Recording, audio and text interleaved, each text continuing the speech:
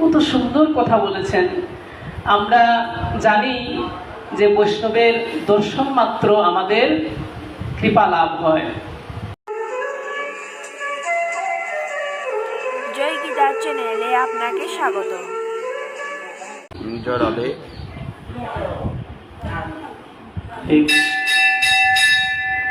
ओम ज्ञानतिमिरन्धस्य ज्ञानाञ्जनशलाकया चक्षुरुन्मिलितं तस्मै श्रीगुरुवे नमो। श्रीचैतन्यमनःभीष्टं स्थापितं येन भूतले स्वयं रूपं कदा मह्यं ददाति सपदान्तिकं। वन्देऽहं श्रीगुरु श्रीयुतपदकमलं श्रीगुरून् वैष्णवांश्च श्रीरूपं साग्रजातं सहगण रघुनाथान्वितं तं सजीवम् सावधूतं सावधूतं परिजनसहितं कृष्णचैतन्यदेवं श्रीराधा कृष्णपादान् सहगण ललिता श्री विशाखान्वितं च। हे कृष्ण करुणा सिन्धु दीनबन्धु जगत्पते गोपेश गोपिकान्त राधाकान्त नमस्तते। तप्त कांचन गौरांगे राधे वृंदावनेश्वरी वृषभानुसुते देवी प्रणमामि हरिप्रिये। नमो महावदन्नाय कृष्ण प्रेम प्रदायते कृष्णाय कृष्ण चैतन्य नाम्ने गौरतिसे नमो। नीलाचल निवासाय नित्याय परमात्मने बलभद्र सुभद्रावं जगन्नाथाय ते नमो। नित्यानन्द नमस्तुभ्यं प्रेमानन्द प्रदायिने कलौकल्मषनाशाय जन्मभापतये नमः। ईश्वर परम कृष्ण सच्चिदानंद विग्रह अनादिरादि गोविंद सर्वकारण कारण कृष्णाय वासुदेवाय देवकीनंदनाय च नंदगोपकुमाराय गोविंदाय नमो नमो। कृष्णाय वासुदेवाय हरे परमात्मने प्रणत क्लेशनाशाय गोविंदाय नमो नमो। वृंदाय तुलसीदेव प्रियाय केशव सच कृष्ण भक्ति प्रदीदेवी सत्यवत्ते नमो नमो। वंशाकल्पतरुभ्यश्च कृपा सिन्धुभ्येव च पतितानां पावनेभ्यो वैष्णवेभ्यो नमो नमो। जय श्री कृष्ण चैतन्य प्रभु नित्यानंद श्री अद्वैत गदाधर श्रीवासादि गौर भक्तवृंद। हरे कृष्ण कृष्ण कृष्ण हरे हरे हरे राम राम राम हरे हरे। हरे कृष्ण कृष्ण कृष्ण हरे हरे हरे राम राम राम हरे हरे। हरे कृष्ण कृष्ण कृष्ण हरे हरे हरे राम राम राम हरे हरे। ओम नमः भगवते वासुदेवाय ओम नमः भगवते वासुदेवाय ओम नमः भगवते वासुदेवाय। नारायणं नमस्कृतं नरं चैव नरोत्तमं देवीं सरस्वती व्यासं ततो जयमुदीरये। मुखं करोति वाचालं पङ्गुं लङ्घयति गिरिं यत्कृपातमहं वन्दे परमानन्दमाधव। हरे कृष्ण। जय श्री राधे।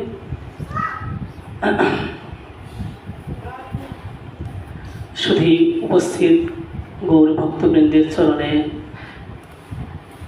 আমি অধম আপনাদের চরণে বারবার প্রণতি নিবেদন করছি। হরে কৃষ্ণ।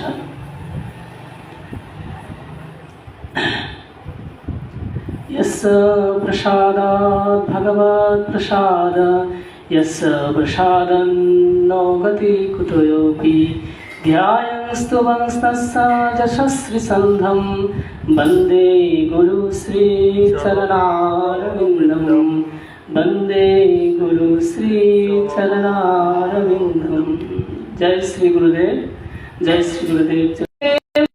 যা বলছেন কোনো দ্বিধাদ্বন্দ্ব ছাড়া গুরুদেবের কথা মেনে নিতে হবে, স্বীকার করতে হবে, কারণ গুরুদেব সাক্ষাৎ ভগবানের স্বরূপ।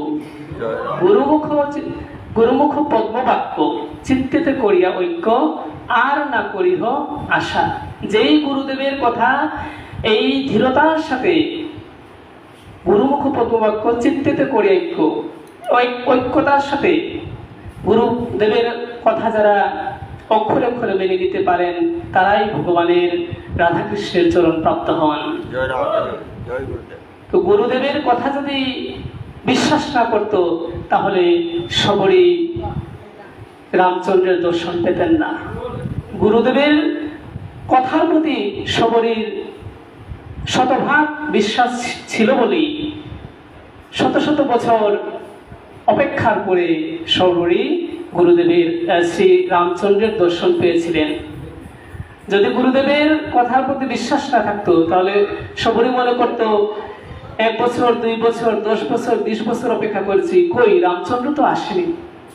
গুরুদেব বলেছেন হে সবরী, গুরুদেব বলেছেন হে সবরী, তোমার গৃহে পরম পুরুষোত্তম শ্রী রামচন্দ্র তোমার গৃহে আসবেন।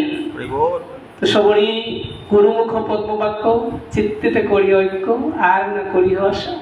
সেই গুরুদেবের কথার প্রতি বিশ্বাস রেখে সবরী বছরের পর বছর অপেক্ষা করতে করতে সবরীর এমন দশা হয়েছিল যে তার চোখের যে ভ্রু সেটি এত লম্বা হয়ে গেছিল যে সে তো চোখে দেখতে পাচ্ছিল না। এত বছর সে অপেক্ষা করেছিল, সেই অপেক্ষাটুকু সার্থক হয়েছিল সবরীর। শেষ পর্যন্ত ভগবান রামচন্দ্র, যেহেতু গুরুদেব বলেছেন সবরীর গৃহে তিনি আসবেন, তাই ভগবান রামচন্দ্র গুরুদেবের কথা রক্ষা করার জন্য তিনি সবরীর গৃহে এসে সবরীকে দর্শন প্রদান করেছিলেন। তো আমরা কেমন শিষ্য হতে পেরেছি? শিষ্য তিন ধরনের, উত্তম, মধ্যম, কনিষ্ঠ। উত্তম, মধ্যম, কনিষ্ঠ। উত্তম শিষ্যকে যে গুরুদেব বলার আগে গুরুদেবের কথা বুঝে যান, সেই হলো উত্তম ভক্ত, উত্তম শিষ্য। আর মধ্যম শিষ্যকে যে গুরুদেব বলবে তা বলার পরে সে পালন করবে, সে হলো মধ্যম ভক্ত। আর কনিষ্ঠ ভক্ত কি? যে গুরুদেব বলবে কিছুটা অনীহা থাকবে, তারপরেও সে গুরুদেবের কথা মানবে। আর যে গুরুদেবের একটি কথাও মানে না, গুরুদেবের নির্দেশ, গুরুদেবের যে কথাগুলা বলে দিয়েছেন, নির্দেশ প্রদান করছেন, যে এই কথাগুলা মানেন না, সেই 3 শ্রেণীর মধ্যে কোনোটিতেই পড়ে না। হরে কৃষ্ণ। আমাদের এখানে অনেক উত্তম ভক্ত আছেন শ্রী গুরুদেবের, যা আমার সামনে উপস্থিত আছেন, অনেকেই গুরুদেবের উত্তম শিষ্য। তো উনাদের এবং আপনারা যারা উপস্থিত আছেন, সবার কৃপাতেই যেন ভগবানের কিছু মহিমা বলতে পারি, রাধাকৃষ্ণের মহিমা বলতে পারি, সেই কৃপাটুকু করবেন আপনারা। হরে কৃষ্ণ। তো আপনারা পূর্বে আমাদের 2 জন বক্তা বলেছেন যে ভক্তবৃন্দরা হলেন সূর্যের মতো, আর আমি পাঠক, আমি যে বলছি আমি চন্দ্রের মতো, আপনাদের সূর্যের আলোয় যেন আমি কিছুটা বলতে পারি ভগবানের কথা। হরে কৃষ্ণ, জয় রাধে। তো আমার বৌদি কিছুক্ষণ আগে একটি ভজন করেছেন নিত্যানন্দ প্রভুর মহিমা। খুব শীঘ্রই আসছে চিরাদধি মহোৎসব। চিরাদধি মহোৎসব, ওটাকে আবার দ্বন্দ্ব উৎসবও বলা হয়। তো রঘুনাথ দাস গোস্বামী নিত্যানন্দের কৃপা না পেয়ে বারবার চৈতন্য মহাপ্রভুর কৃপা পাওয়ার জন্য গেছিলেন, কিন্তু চৈতন্য মহাপ্রভু রঘুনাথ দাস গোস্বামীকে কৃপা করেননি। কেন? নিতাইয়ের কৃপা আগে পেতে হবে। নিতাইয়ের কৃপা পাওয়ার পরে, নিতাই কৃপা করলে তারপরে মহাপ্রভুর কৃপা পাবেন, আর মহাপ্রভু কৃপা করলে রাধা কৃষ্ণের যুগল চরণ পাবেন। তো এই দ্বন্দ্ব মহোৎসব, এজন্য নিত্যানন্দ প্রভু পানিহাটিতে রঘুনাথ দাস গোস্বামীকে উদ্দেশ্য করে আসলে দর্শন প্রদান করার জন্য এসেছিলেন। রঘুনাথ দাস গোস্বামী যখনই জানতে পারলেন যে পানিহাটিতে নিত্যানন্দ প্রভু এসেছেন, তখন রঘুনাথ দাস গোস্বামী উনি অনেক ধনবান ছিলেন। ওনার পিতার যে ভৃত্যদের নিয়ে তিনি এসেছিলেন। তো দূর থেকে নিত্যানন্দ প্রভু রঘুনাথ দাস গোস্বামীকে দেখে বললেন, আরে চূড়া, এতদিন পরে এসেছিস, আয় তোকে আজ আমি দ্বন্দ্ব দিব। সেই থেকে এই উৎসবের নাম দ্বন্দ্ব উৎসব। তো রঘুনাথ দাস গোস্বামীকে নিত্যানন্দ প্রভু বলেছিলেন, এখানে যারা আছে সবাইকে তুমি চিরাধি প্রসাদ বিতরণ করো। এবং রঘুনাথ দাস গোস্বামীকে নিত্যানন্দ প্রভু তাহার নিতাই পদকমল কোটিচন্দ্র সুশীতল, সেই নিতাইয়ের যে পদ, সেই পদ কৃপা প্রদান করেছিলেন রঘুনাথ দাস গোস্বামীর শিরে, মস্তকে।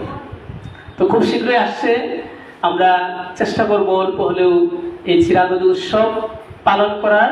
আর ওই যে ভজনে বলেছেন নিত্যানন্দ প্রভু এত কৃপালু যে যারে দেখে তারে কহে দন্তে তৃণ ধরি, যারে দেখে তারে কহে দন্তে তৃণ ধরি, আমারে কিনিয়া লহ ভুজ গৌর হরি। আমি তোমার চাকর হয়ে যাব, তারপরেও তুমি একবার ভুজ গৌর হরি। এত বলি নিত্যানন্দ ভূমে গড়ি যায়। হ্যাঁ, এই কথাটুকু বলে যে নিত্যানন্দ প্রভু ভূমে ঘোরাঘুরি করছেন। নিত্যানন্দ প্রভু ভূমে ঘোরাঘুরি যখন করছেন, তখন মনে হচ্ছে যে এত বলি নিত্যানন্দ ভূমে গড়ি যায়, সোনার পর্বত যেন ধুলোতে লুটায়।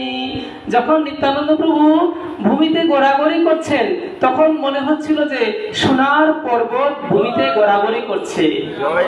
এই হচ্ছে নিত্যানন্দ প্রভু, কত কৃপালু। এই ভজনটি গেয়েছেন। তো আমরা যাই ভজন করি, যাই কীর্তন করি, চেষ্টা করব এই কীর্তনের মধ্যে কি রস আছে। নিজের ইন্দ্রিয় তৃপ্তির জন্য কখনো কীর্তন করব না, ভগবানের তৃপ্তি বিধানের জন্য, রাধা কৃষ্ণের তৃপ্তি বিধানের জন্য কীর্তন করব। রাধা কৃষ্ণের তৃপ্তি বিধান হবে তখনই যখন আমি এই কীর্তনটি বুঝে বুঝে করব। হরে কৃষ্ণ। আমরা শুরু করছি আজকের ভাগবতীয় কথামৃত।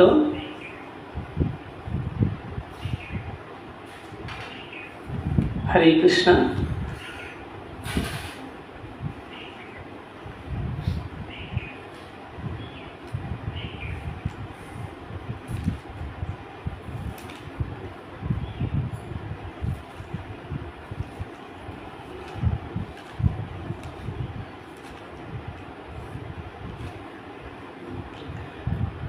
তো দেখুন, ভক্তি জীবনটা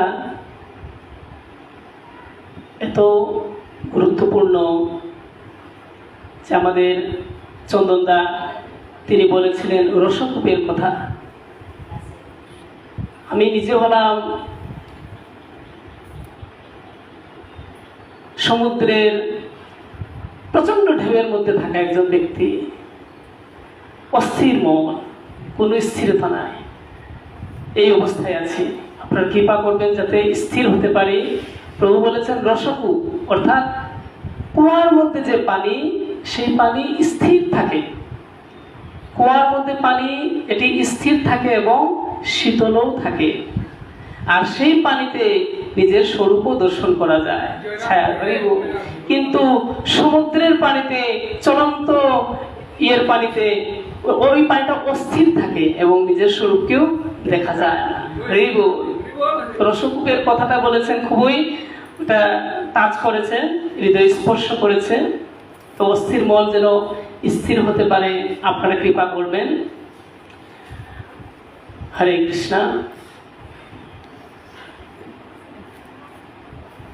তো শ্রীমদ্ ভাগবতমের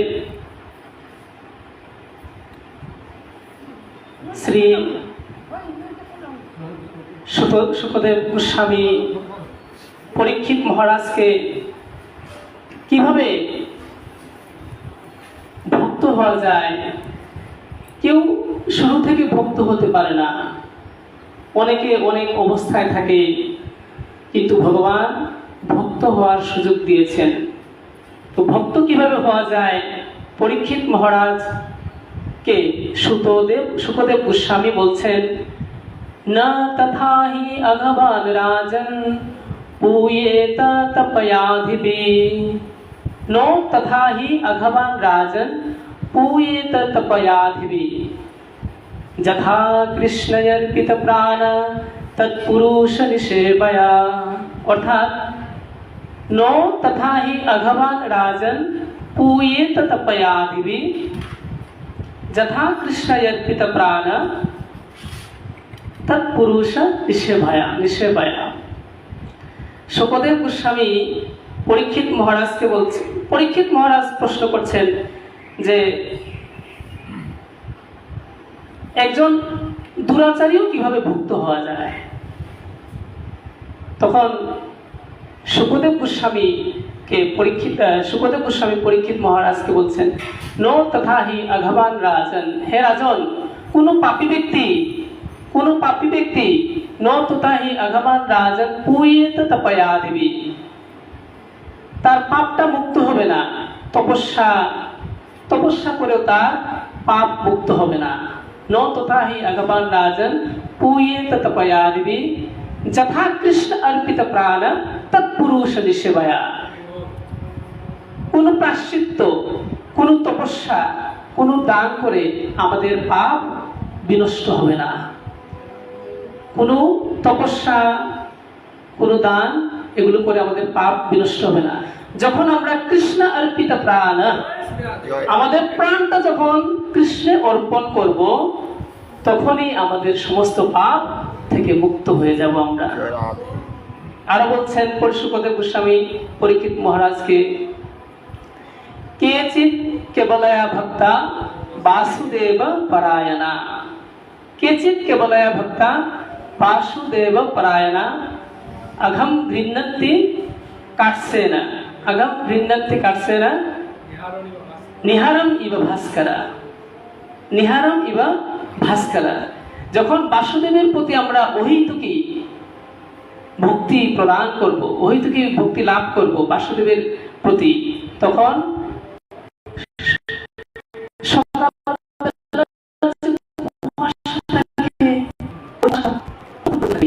যতক্ষণ না পর্যন্ত সূর্য উদয় হচ্ছে। আর যখনই সূর্য উদয় হবে তখন কুয়াশা কেটে যাবে। সেই জ্ঞানটুকু দিচ্ছেন সুখদেব গোস্বামী পরীক্ষিত মহারাজকে, যে অঘম ঘৃণ্যন্তি কাটছেন। অঘম মানে কি পাপ, ঘৃণ্যন্তি অঘম ঘৃণ্যন্তি, ঘৃণ্যন্তি কাটছেন। কাটছেন মানে কি সমূলে ওটি উৎপাদিত হয়ে যাবে, সমূলে উৎপাদিত হয়ে যাবে যখন আমরা বাসুদেবের প্রতি প্রাণ হব। এটি কেন বলা হয়েছে?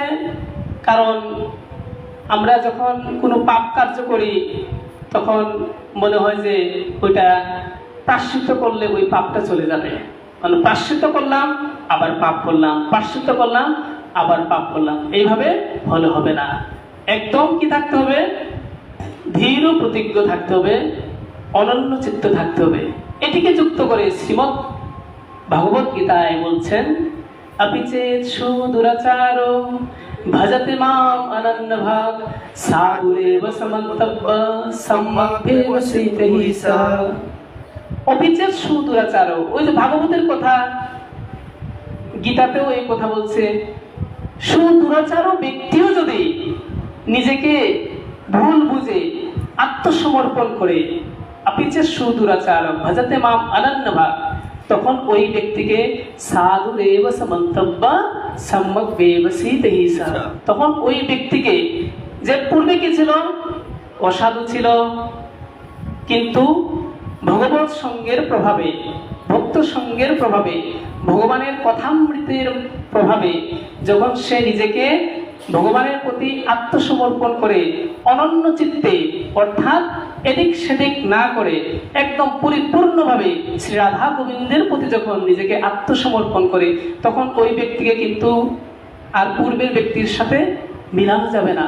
তখন ওই ব্যক্তি হয়ে যাবে সাধু, হয়ে যাবে বৈষ্ণব, হয়ে যাবে। তারপরে শ্লোকটি কি বলছেন দেখুন, ওই সাধু হওয়ার পরে অনন্য ভক্তি সহকারে তো ভোজন শুরু করে দিয়েছে। তখন ভগবান বলছেন, এই যে ব্যক্তি যে অসাধু ছিল সে এখন সাধু হয়ে গেছে, তার পরবর্তী গতি কি হবে? ক্ষিপ্রং ভবতি ধর্মাত্মা সৎসৎ শান্তিম নিগচ্ছতি কুন্তেয় প্রতিজানহি নমে ভক্ত প্রণশ্যতি। ভগবান বলছেন, আগেরটা সুখদেব গোস্বামী পরীক্ষিত মহারাজকে বলছিল, আর এখন ভগবান বলছেন অর্জুনকে, হে অর্জুন, এই যে ব্যক্তি অনন্য চিত্তে ভগবানকে আমাকে ভজনা করা শুরু করেছে, সেই ব্যক্তি ক্ষিপ্রং ভবতি ধর্মাত্মা, সে খুবই শীঘ্রই ধর্মাত্মাতে পরিণত হবে। হরি বল।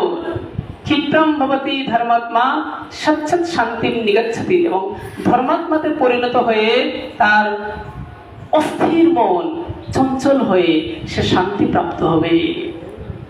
ক্ষিপ্রং ভবতি ধর্মাত্মা সৎসৎ শান্তিম নিগচ্ছতি কুন্তেয় প্রতিজানহি নমে ভক্ত প্রণশ্যতি। হে কুন্তি পুত্র, হে অর্জুন, তুমি দৃঢ়তার সাথে দীপ্ত কণ্ঠে ঘোষণা করো যে নমে ভক্ত প্রণশ্যতি, আমার ভক্তের কোনো বিনাশ নেই। এটি কুন্তিপুত্র অর্জুনকে বলাচ্ছেন কে? ভগবান শ্রীকৃষ্ণ বলাচ্ছেন। ভগবান শ্রীকৃষ্ণ অর্জুনকে দিয়ে বলাচ্ছেন যে নমে ভক্ত প্রণশ্যতি, আমার ভক্তের কোনো বিনাশ নেই। ভক্তের কখনো বিনাশ হয় না। কোনো কারণে এদিক সেদিক হয়ে যেতে পারে, কিন্তু তার পূর্বের যে ভক্তি জীবনের কারণে সে আবার ফিরে আসবে। নমে ভক্ত প্রণশ্যতি। কুন্তি পুত্র অর্জুনকে দিয়ে ভগবান বলাচ্ছেন। আমরা আরো আজকে আস্বাদন করব যে আরেকজনকে দিয়ে আরো কথা তিনি ঘোষণা করাবেন। ভগবান রাধাকৃষ্ণের ভজনটি কিভাবে করতে হয় এখানে অর্জুনকে দিয়ে বলাচ্ছেন যে নমে ভক্ত প্রণশ্যতি। আমরা আজকে আস্বাদন করব যে আরেকজনকে দিয়ে শ্রীমান নিত্যানন্দ প্রভু তিনি কি ঘোষণা করিয়েছেন এবং কি শিক্ষা দিয়েছেন। হরে কৃষ্ণ। আপনারা কৃপা করবেন, অনেক কঠিন একটি বিষয় নিয়ে আজকে চর্চা করব, যে জানি না কতটুকু আপনাদেরকে আস্বাদন করাতে পারবো। যে খুবই কঠিন এবং অনেক জানার বিষয়। এটি পরে অনেক কিছু জানতে পেরেছি এবং অনেক বিষয় আছে এখানে।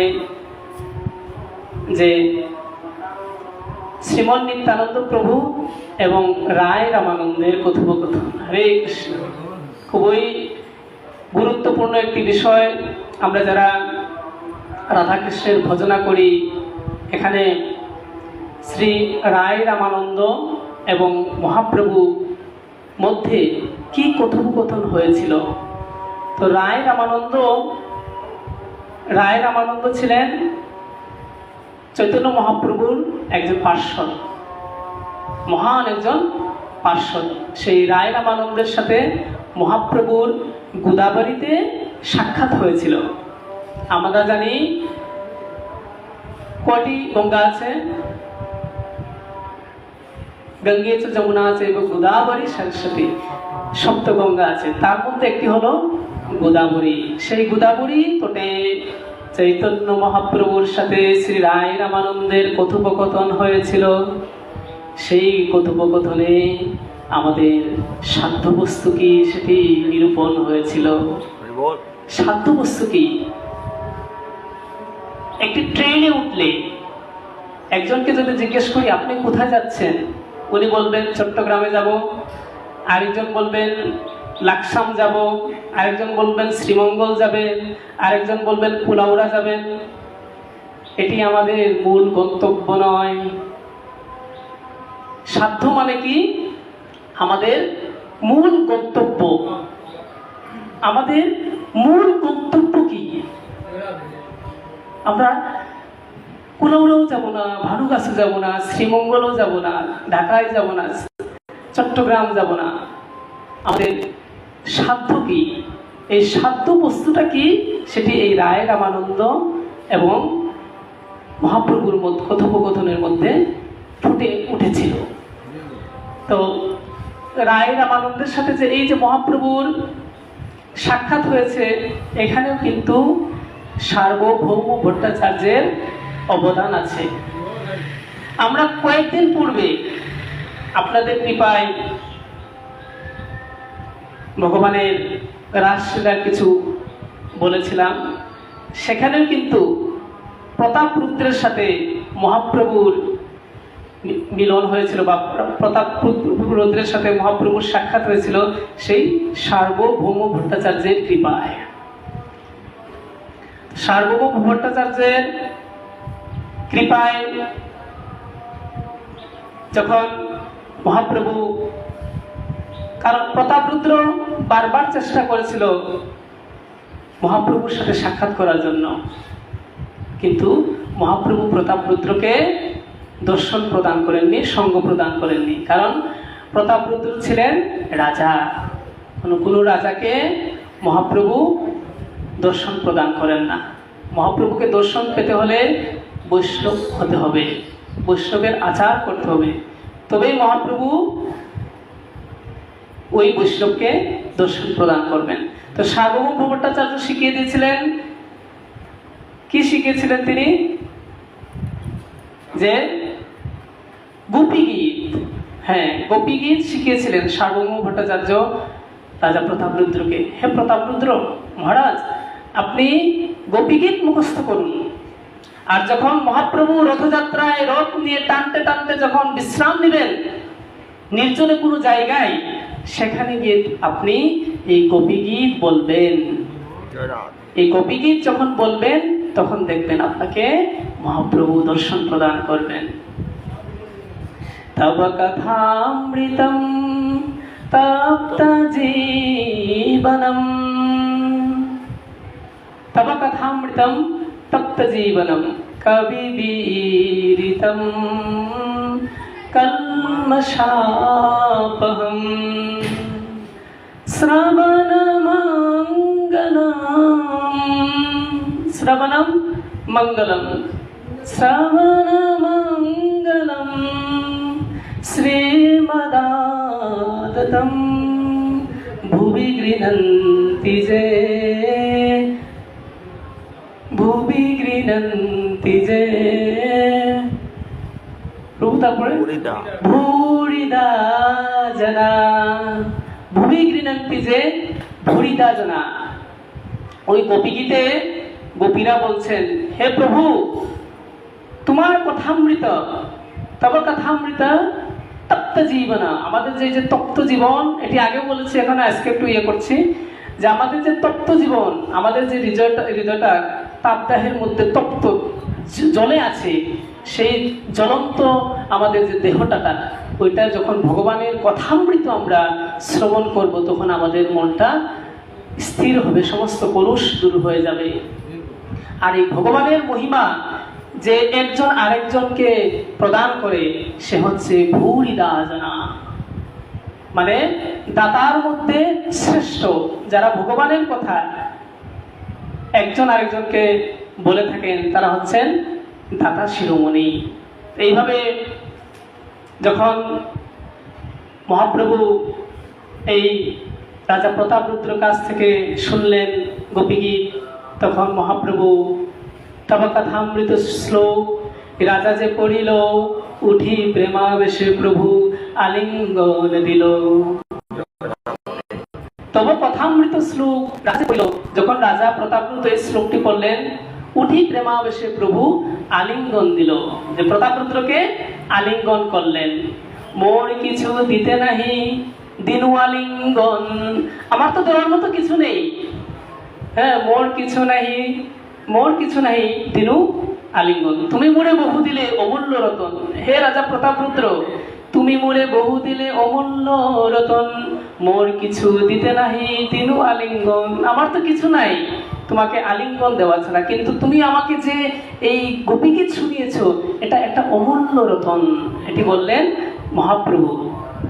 এইভাবে হ্যাঁ, যে মহাপ্রভু তিনি আলিঙ্গন প্রদান করলেন শ্রী প্রতাপরুদ্রকে। এইভাবে প্রতাপরুদ্র কৃপা প্রাপ্ত হয়েছিলেন সার্বভৌম ভট্টাচার্যের কৃপায়।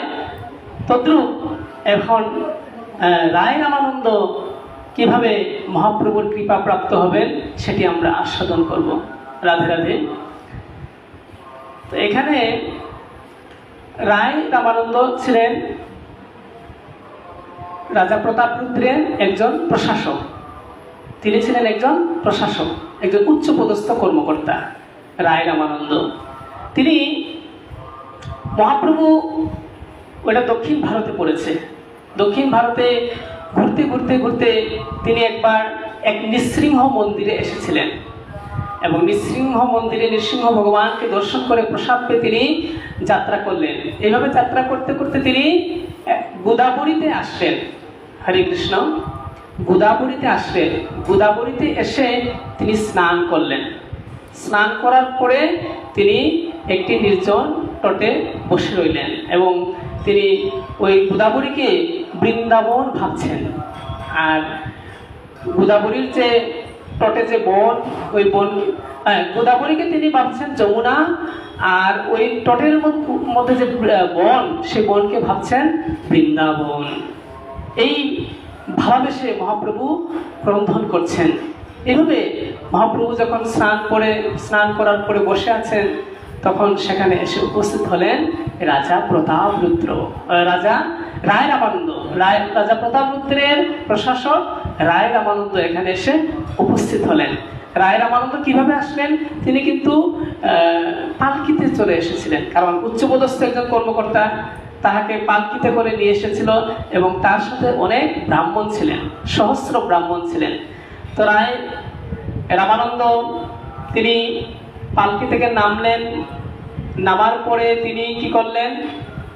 ওই গোদাবরী নদীতে স্নান করলেন। স্নান করার পরে তিনি যখন উঠলেন, তখন দেখলেন মহাপ্রভু বসে আছেন।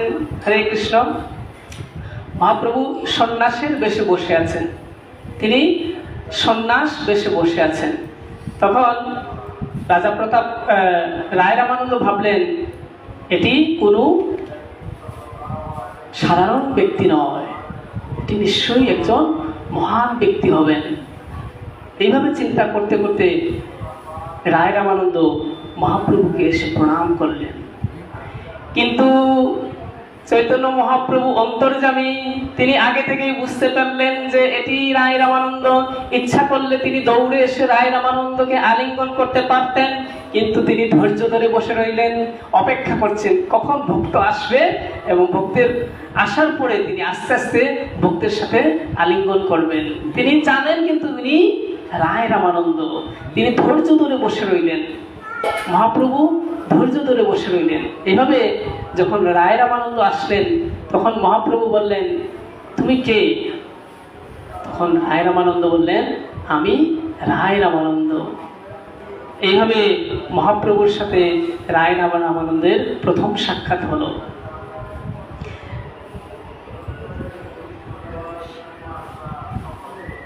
তো এই যে রায় রামানন্দ এবং মহাপ্রভুর সাথে কথোপকথন হয়েছিল, এটি চৈতন্য চরিতামৃতের মধ্যলীলার অষ্টম পরিচ্ছেদে ছিল। অষ্টম পরিচ্ছেদে ছিল। এখানে প্রথম শ্লোকেই বলা হয়েছিল যে মহাপ্রভু হলেন সমুদ্র আর রায় রামানন্দ হলেন পুঞ্জীভূত মেঘ। পুঞ্জীভূত মেঘ। ওই মেঘটা আবার কিভাবে হয় জানেন আপনারা? ওই বাষ্প, সমুদ্রের যে জল সূর্যের তাপে যখন বাষ্প হয়, তখন ওটি মেঘে পরিণত হয়। আর সেই মেঘ এক সময় আবার বৃষ্টিতে পরিণত হয়ে সেই সমুদ্রের মধ্যে পড়ে। তো মহাপ্রভু হলেন সমুদ্র আর রায় রামানন্দ হলেন মেঘ। কিসের মেঘ? এটি আবার ওই মহাপ্রভু থেকে লব্ধ জ্ঞান, মহাপ্রভু থেকে কৃষ্ণ তত্ত্ব জ্ঞান, ভক্তি তত্ত্ব জ্ঞান, সেটি বাষ্পকারে পুঞ্জীভূত হয়ে মেঘে পরিণত হলো। আবার সেটি সিদ্ধান্ত রূপে উঠে আবার ওই সমুদ্রের মধ্যে বৃষ্টি হয়। আর যখন মেঘ বৃষ্টিরূপে যখন সমুদ্রের মধ্যে পড়ে, তখন নাকি রত্ন সৃষ্টি হয়। সেই রত্ন সৃষ্টি হওয়ার কারণে সমুদ্রকে নাকি রত্নাকরও বলা হয়। মহাপ্রভুর এই যে জ্ঞান, এটি এই রায় রামানন্দ এবং মহাপ্রভুর কথোপকথনের মধ্যে আমরা পাব। এইভাবে গোদাবরীতে স্নান করার পরে মহাপ্রভুর সাথে দর্শন লাভ হলো। মহাপ্রভু বললেন, হে রায় রামানন্দ, আমি সার্বভৌম ভট্টাচার্য আমাকে বলেছিলেন তোমার কথা, সার্বভৌম ভট্টাচার্য বলেছিলেন তোমার কথা, এবং এই তোমাকে পাওয়ার জন্য এত দূর থেকে আমি হেঁটে হেঁটে এসেছি। মহাপ্রভু নিজেকে ছোট রাখছেন, হ্যাঁ, কখনো তিনি অহংকার করছেন না যে আমি ভগবান, আমি। মহাপ্রভু বলছেন, দেখো রায় রামানন্দ, তোমাকে পাওয়ার জন্য আমি অনেক দূর থেকে হেঁটে এসেছি, এবং আজ বুঝে আমার তোমাকে পাওয়াটা সার্থক হবে। কেন? কারণ মহাপ্রভু রায় রামানন্দের কাছ থেকে কৃষ্ণ কথা, রাধারানী এবং ভগবান শ্রীকৃষ্ণের কথা শ্রবণ করবেন। কারণ রায় রামানন্দের কাছে অনেক বিষয় গুপ্ত আছে, সেটি রায় রামানন্দ কোথাও প্রকাশ করছেন না এবং প্রকাশ করার সুযোগও পাচ্ছেন না। কারণ এক সময় শুধুমাত্র ভগবান শ্রীকৃষ্ণকে ভজনা করা হতো, রাধারানী ছিল না, রাধারানী ছিল না। ওটাকে বলা হয় আবার ঐশ্বর্য, ঐশ্বর্য জ্ঞানে ভগবানকে আরাধনা, ঐশ্বর্য জ্ঞানে ভগবানকে আরাধনা। দক্ষিণাত্যে ওইভাবে শুধু ভগবান শ্রীকৃষ্ণকে ভজনা করা হয়, রাধারানীর সঙ্গে নেই। কিন্তু সেই রায় রামানন্দ দক্ষিণে থেকেও এই রাধা কৃষ্ণের যুগল প্রেমের কথা তিনি জানতেন। এটি রায় রামানন্দের যে বিষয়, মহাপ্রভু সার্বভৌম ভট্টাচার্যের কাছ থেকে শুনলেন, এবং সার্বভৌম ভট্টাচার্যের কাছ থেকে কথা শুনে তিনি ওই রায় রামানন্দকে দর্শন পাওয়ার জন্য এই দক্ষিণাত্যে তিনি আসলেন গোদাবরীর তটে। এইভাবে রায় রামানন্দের সাথে মহাপ্রভুর যখন আলাপ আলোচনা শুরু হলো, একজন আরেকজনকে প্রশংসা করছেন। মহাপ্রভু বলছেন, তোমাকে পেয়ে আমি ধন্য, আজ আমার জীবন সার্থক হবে, আমার যা জানার আছে সব আজকে পরিপূর্ণ হবে। ওদিকে আবার রায় রামানন্দ বলছেন, না না প্রভু, আপনাকে পেয়ে আমি ধন্য, আপনার স্পর্শে আমি আজ কি হব, হ্যাঁ, আপনার স্পর্শে আমার জীবনটা সার্থক হবে। মহাপ্রভুর সঙ্গে সঙ্গে উঠে রায় রামানন্দকে যখন আলিঙ্গন করলেন, তখন ওই যে আশেপাশের যে ভক্তবৃন্দ বা বৈষ্ণব ব্রাহ্মণ যারা ছিল, তারা বলছে, এ কি, উনি হলেন সন্ন্যাস, সন্ন্যাস হয়ে উনাকে কিভাবে তিনি আলিঙ্গন করছেন। ব্রাহ্মণরা কথাবার্তা শুরু করলেন, ওনারা তো জানেন না রায় রামানন্দ কি আর মহাপ্রভু কি। তখন মহাপ্রভুকে বললেন, মহাপ্রভুকে রায় রামানন্দ বললেন, হে প্রভু, এভাবে দেখুন আপনার দর্শন পেয়ে এই যে আমার সাথে যে ব্রাহ্মণরা এসেছেন, ওনাদের চোখে অশ্রু পড়ছে। আপনার দর্শন পেয়ে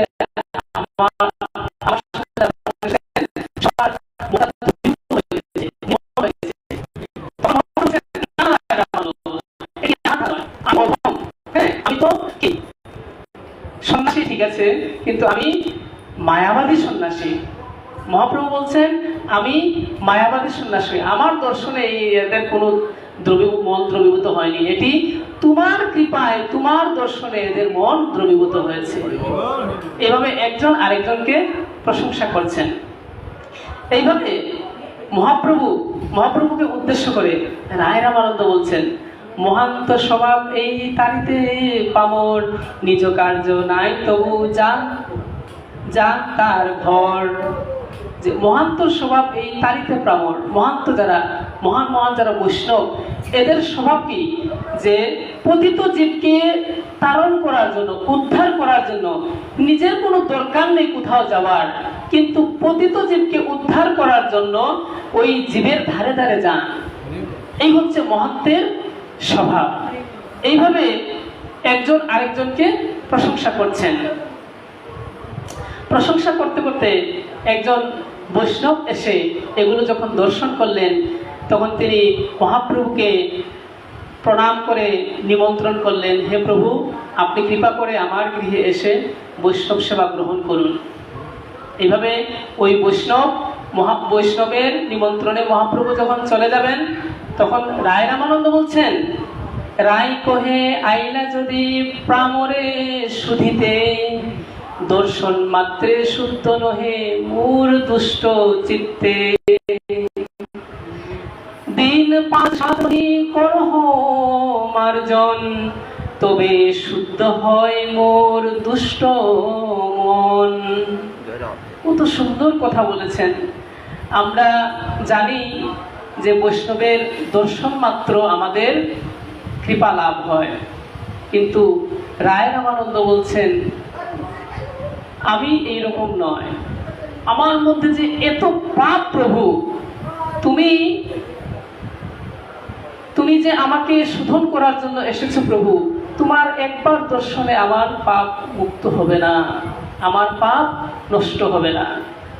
দিন 5 থেকে প্রভু তুমি আমাকে মার্জন করো, তবেই প্রভু শুদ্ধ হয় মোর দুষ্ট মন। হে প্রভু, তবেই আমার এই দুষ্ট মনটা শুদ্ধ হবে। এইভাবে বিনম্র চিত্রে মহাপ্রভুকে প্রণাম করলেন রায় রামানন্দ এবং মহাপ্রভু ওই বৈষ্ণবের নিমন্ত্রণে চলে গেলেন, রায় রামানন্দ চলে গেলেন। যেতে যেতে যাওয়ার পরে যখন সন্ধ্যা এলো, তখন রায় রামানন্দ একজন বৈষ্ণবকে সঙ্গে নিয়ে তিনি মহাপ্রভুর সাথে আবার পুনর্মিলন হলেন। মহাপ্রভু আসলেন বৈষ্ণব সেবা শেষ করে, আর রায় রামানন্দ নিজের কার্য শেষ করে আসলেন। এই দেখুন, দুজনের মধ্যে শুরু হবে কথোপকথন। তো মহাপ্রভু তো রায় রামানন্দের কাছ থেকে ভগবানের কথা, রাধাকৃষ্ণের কথা শোনার জন্য উদ্গ্রীব হয়ে আছে, দৃঢ়ভাবে তিনি অপেক্ষা করছেন। তো এইভাবে দুজনের মধ্যে যখন কথোপকথন শুরু হবে, তখন মহাপ্রভু বললেন, প্রভু কহে পরশ্লোক সাধ্যের নির্ণয়। মহাপ্রভু বলছেন, হে রায় রামানন্দ, আমাদের সাধ্য কি, অর্থাৎ আমাদের গন্তব্য কি, আপনারা কি বুঝতে পারছেন? এটি কিন্তু অনেক কঠিন বিষয়, আমি জানি না কতটুকু আপনাদেরকে বোঝাতে পারবো। কারণ আমাদের প্রশ্ন থাকতে হবে। আমরা যারা ভজন ইয়েতে আছি, আমাদের জানতে হবে যে আমাদের উদ্দেশ্য কি, আমরা যে এই ভক্তি জীবনে এসেছি, আমাদের গন্তব্য কি। গন্তব্য না জেনে ভজন করলে হবে না, গন্তব্য জানতে হবে।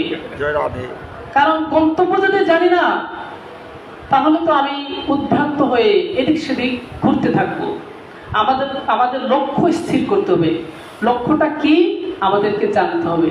তো মহাপ্রভু তিনি নিজেকে মায়াবাদী সন্ন্যাসী, কিছুই জানেন না, এই ভেবে তিনি রায় রামানন্দকে প্রশ্ন করছেন, হে রায় রামানন্দ, আমাদের সাধ্য বস্তু কি, আমাদের গন্তব্য কি, আমাদের গতি কি।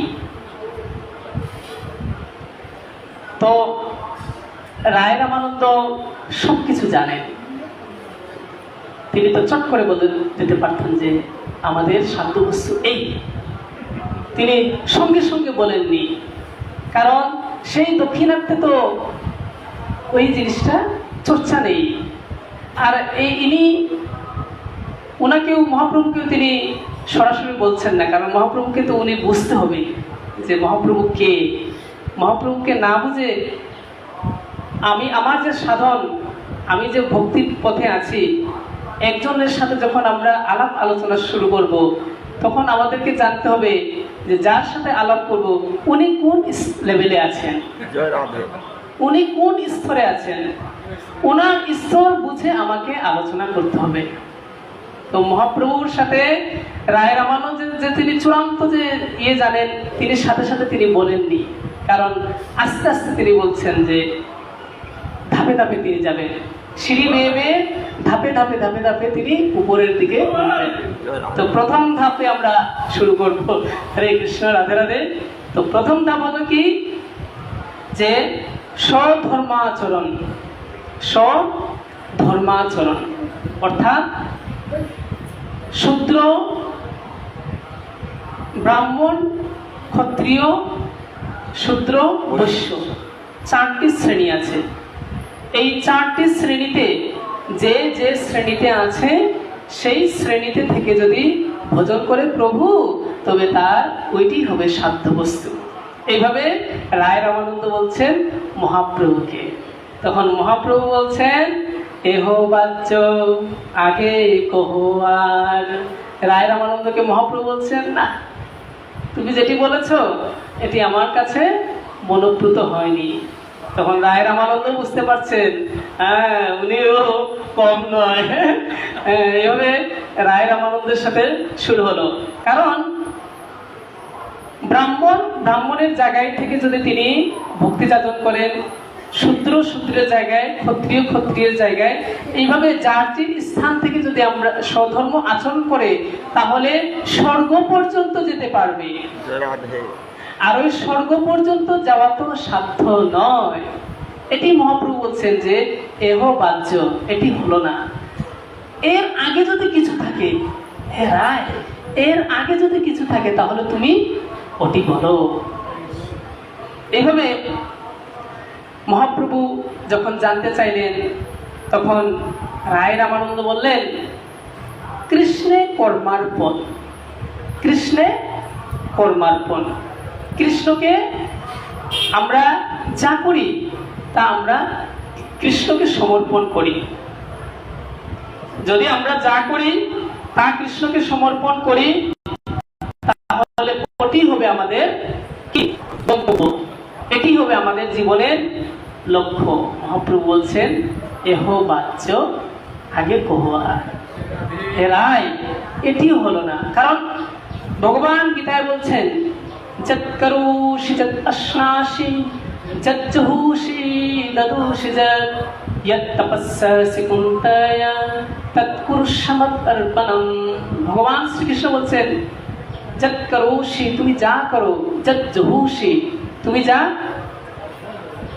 যৎ করোষি যৎ অশ্নাসি, তুমি যা আহার করো, যৎ করোষি যৎ অশ্নাসি যৎ জহুষি, তুমি যা দান করো, তদাসি যৎ তপস্যসি চ কুন্তয় তৎকুরুষ্ব মদর্পণম। এইভাবে তুমি যা করো তা তুমি যদি আমাকে অর্পণ করো, তাহলে তুমি আমাকে পাবে। চৈতন্য মহাপ্রভু বলছেন, এটিও হলো না। আরে কত কঠিন বিষয় এগুলো, কিন্তু অনেক জানার বিষয় আছে তবু। কারণ আমরা যা করি, আচার্যবৃন্দরা এইভাবে ব্যাখ্যা দিচ্ছেন, আমি পশু শিকার করব, এখন যদি প্রণাম করে, হে প্রভু আমি পশু শিকার করতে যাচ্ছি, যৎকর্মসি, এটি প্রভু তুমি কৃপা করো, তোমাকে অর্পণ করে আমি করতে যাচ্ছি প্রভু, আমি যা তা আহার করব, যা তা আমি আহার করব, এটিও যদি প্রভু তোমাকে অর্পণ করে আহার করছি, এটা কি হবে? তাই মহাপ্রভু বলছেন যে এটিও হলো না। তোমাকে আরো যদি আগে কিছু থাকে সেটি বলো। এইভাবে মহাপ্রভু রায় রামানন্দকে জিজ্ঞেস করছেন। তারপরে রায় রামানন্দ বলছেন, আগে বলছিলেন তিনি প্রথমে স্বধর্ম, অর্থাৎ ব্রাহ্মণ থেকে ব্রাহ্মণের কর্ম, ক্ষত্রিয় থেকে ক্ষত্রিয়ের কর্ম, শূদ্র থেকে শূদ্রের কর্ম, বৈশ্য থেকে বৈশ্যের কর্ম, এটি বলেছিলেন প্রথমে। মহাপ্রভু বললেন, এইভাবে ভগবান রাধাকৃষ্ণকে পাওয়া যাবে না।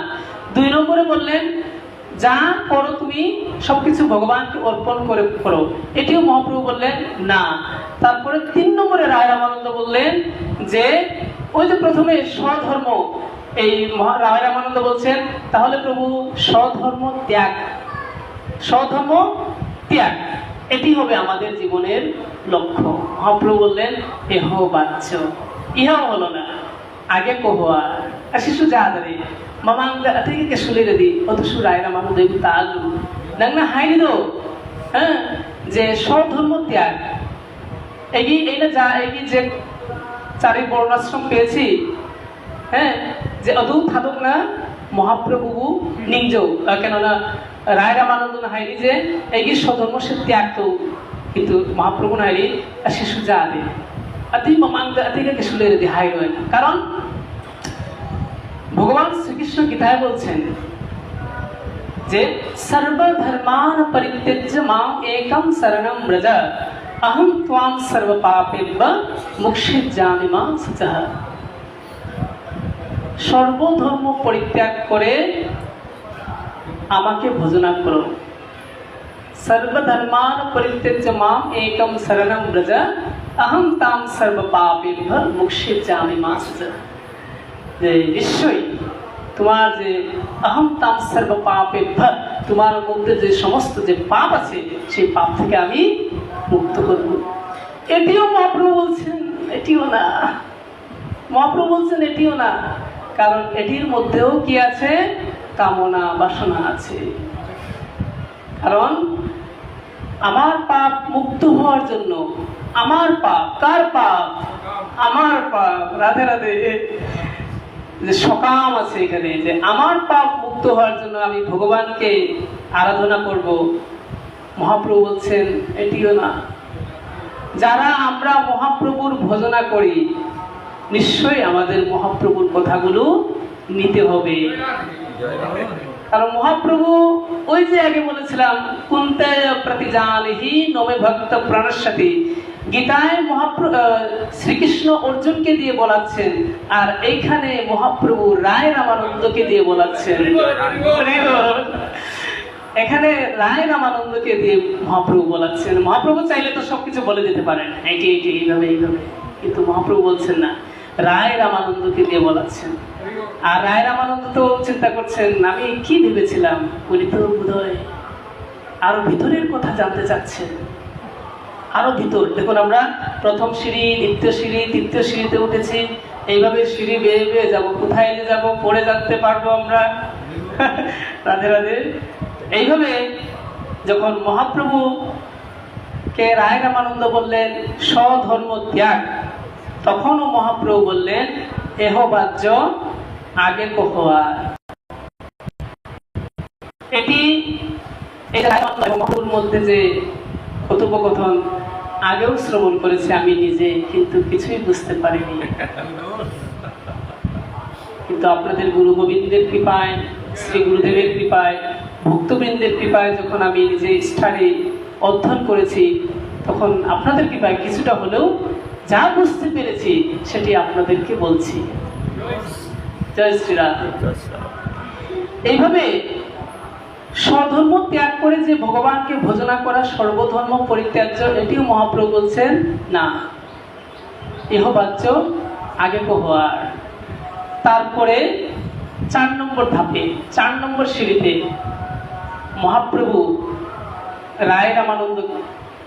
রায় রামানন্দ মহাপ্রভুকে বলছেন জ্ঞান মিশ্রা ভক্তি জ্ঞান মিশ্রা ভক্তি এখন ভক্তিতে চলে আসছে কিন্তু সঙ্গে আছে কি জ্ঞান মিশ্রা ভক্তি এবার রায় রামানন্দ বলছেন যে হে প্রভু আমাদের সাধ্যবস্তু আমাদের লক্ষ্য আমাদের গন্তব্য হচ্ছে জ্ঞান মিশ্রা ভক্তি জ্ঞান মিশ্রা ভক্তি যখন বললেন মহাপ্রভু বললেন এহ বাহ্য আগে কহোয়া তো জ্ঞান মিশ্রা ভক্তি জানেন আপনারা জ্ঞান মিশ্রা বলতে জ্ঞান মিশ্রা মানে কি যে আমি এবং ব্রহ্ম এক অদ্বৈতবাদ আমি এবং ব্রহ্ম এক এই যে জ্ঞান এই জ্ঞানটা কিন্তু মহাপ্রভু অনুমোদন করছেন না কারণ মহাপ্রভু ভগবান এবং আমি যদি এক মনে করি তাহলে কিন্তু এখানে প্রেমও নাই সেবাও নাই কিছুই নাই এর জন্য মহাপ্রভু বলছেন এহ বাহ্য আগে কহোয়ার আমি সময় নিব আপনারা একটু বুঝতে বোধহয় করবেন এটি কিন্তু আমাদের যারা আমি আবার বলছি যারা ভক্তি জীবনে আছেন যে লেভেলেই থাকুন না কেন এটি কিন্তু সিঁড়ি বেয়ে বেয়ে বেয়ে বেয়ে উপরে ওঠার একটি প্রণালী এখানে আছে প্রণালী দিয়ে দিয়েছেন রায় রামানন্দের সাথে মহাপ্রভুর কথোপকথনে 4 নম্বর সিঁড়িতে বলছেন যে জ্ঞান মিশ্রা ভক্তি তো মহাপ্রভু বলছেন এহ বাহ্য আগে কহুয়া। মহাপ্রভু এই জ্ঞান মিশ্রা ভক্তিকে তিনি অনুমোদন দিচ্ছেন না। তিনি বলছেন না না, এটিও বাইরের বিষয়। তো এই যে বাইরের বিষয় বাইরের বিষয় বাইরের বিষয়, কিছু কিছু বিষয় আছে, আমরা যখন মন্দিরে আসব, আমরা যখন কোনো স্থানে যাব, অনেক কিছু বাইরের বিষয় থাকে, এটি নিয়ে যেন আমরা ব্যস্ত না থাকি। এটি নিয়ে যদি ব্যস্ত থাকি, এটি কিন্তু বাইরের বিষয়। অনেক সময় আমাদের যে কাকে লেচন্দন দেওয়া হবে, কাকে কি দেওয়া হবে, এটি নিয়ে একটা মাল পেকে যায়, এটি কিন্তু বাইরের বিষয়। লেচন্দন পেলেও হয়, না পেলেও হয়। মূল কি? ভগবানের কথামৃত আস্বাদন করা, ভগবানের কথা আস্বাদন করা। সঙ্গে সঙ্গে স্থান, যে যে স্থানে আছে, যে যে স্থান পাবো আমরা, ওই স্থানে বসে আমরা ভগবানের কথামৃত আস্বাদন করব। কুটিনাটি পরিহারী একান্ত হইয়া, কুটিনাটি পরিহারী একান্ত হইয়া। গৃহে তুমি ভোজ গিয়া, হ্যাঁ, যে কুটিনাটি পরিহার করতে হবে।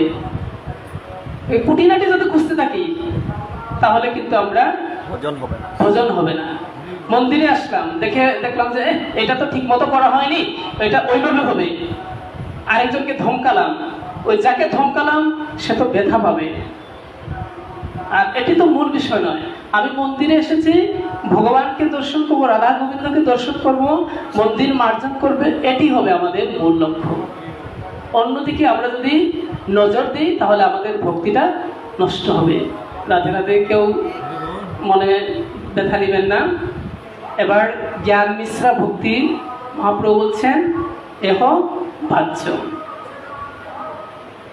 এবার 5 নম্বর সিঁড়িতে আমরা 5 নম্বর ধাপে আসবো।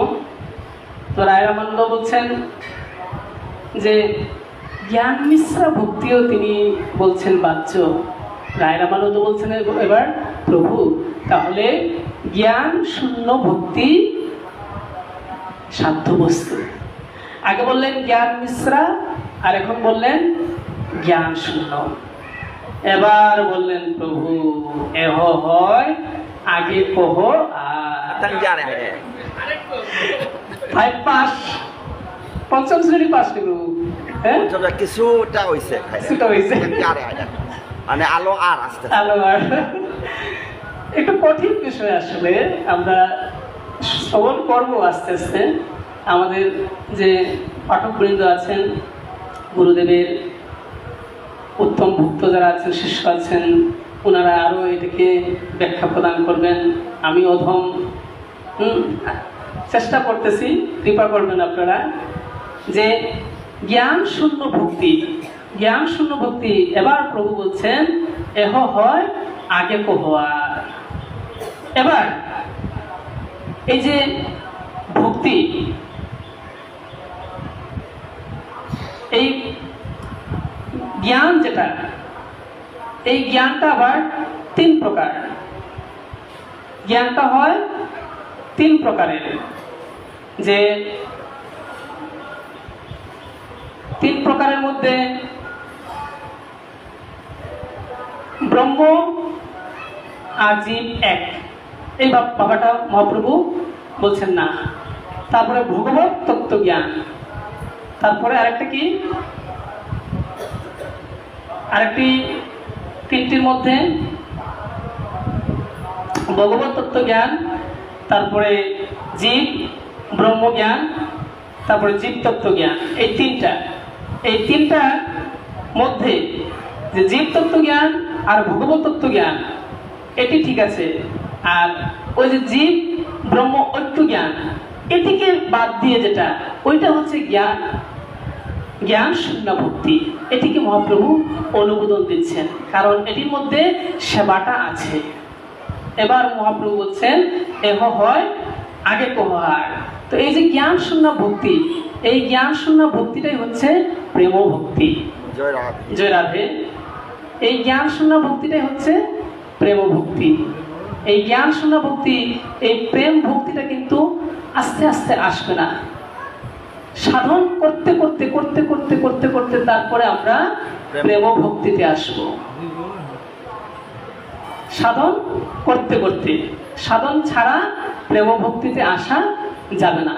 আর এই প্রেম ভক্তির ধারায় আমরা ভগবান শ্রীকৃষ্ণ এবং রাধারানীর দর্শনে কিছুটা হলেও এগোবো। প্রেম ভক্তি দিয়ে শুরু হয়েছে, ভক্তির আরো ধাপ আছে প্রেম ভক্তির। তো এইভাবে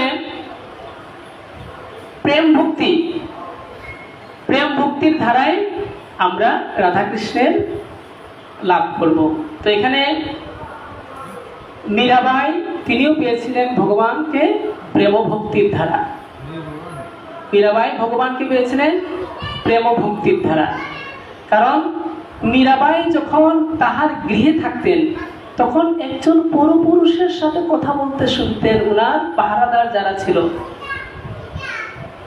রানার যে পাহারাদার, এই রানার পাহারাদার, রানাকে মীরাবাইয়ের প্রভু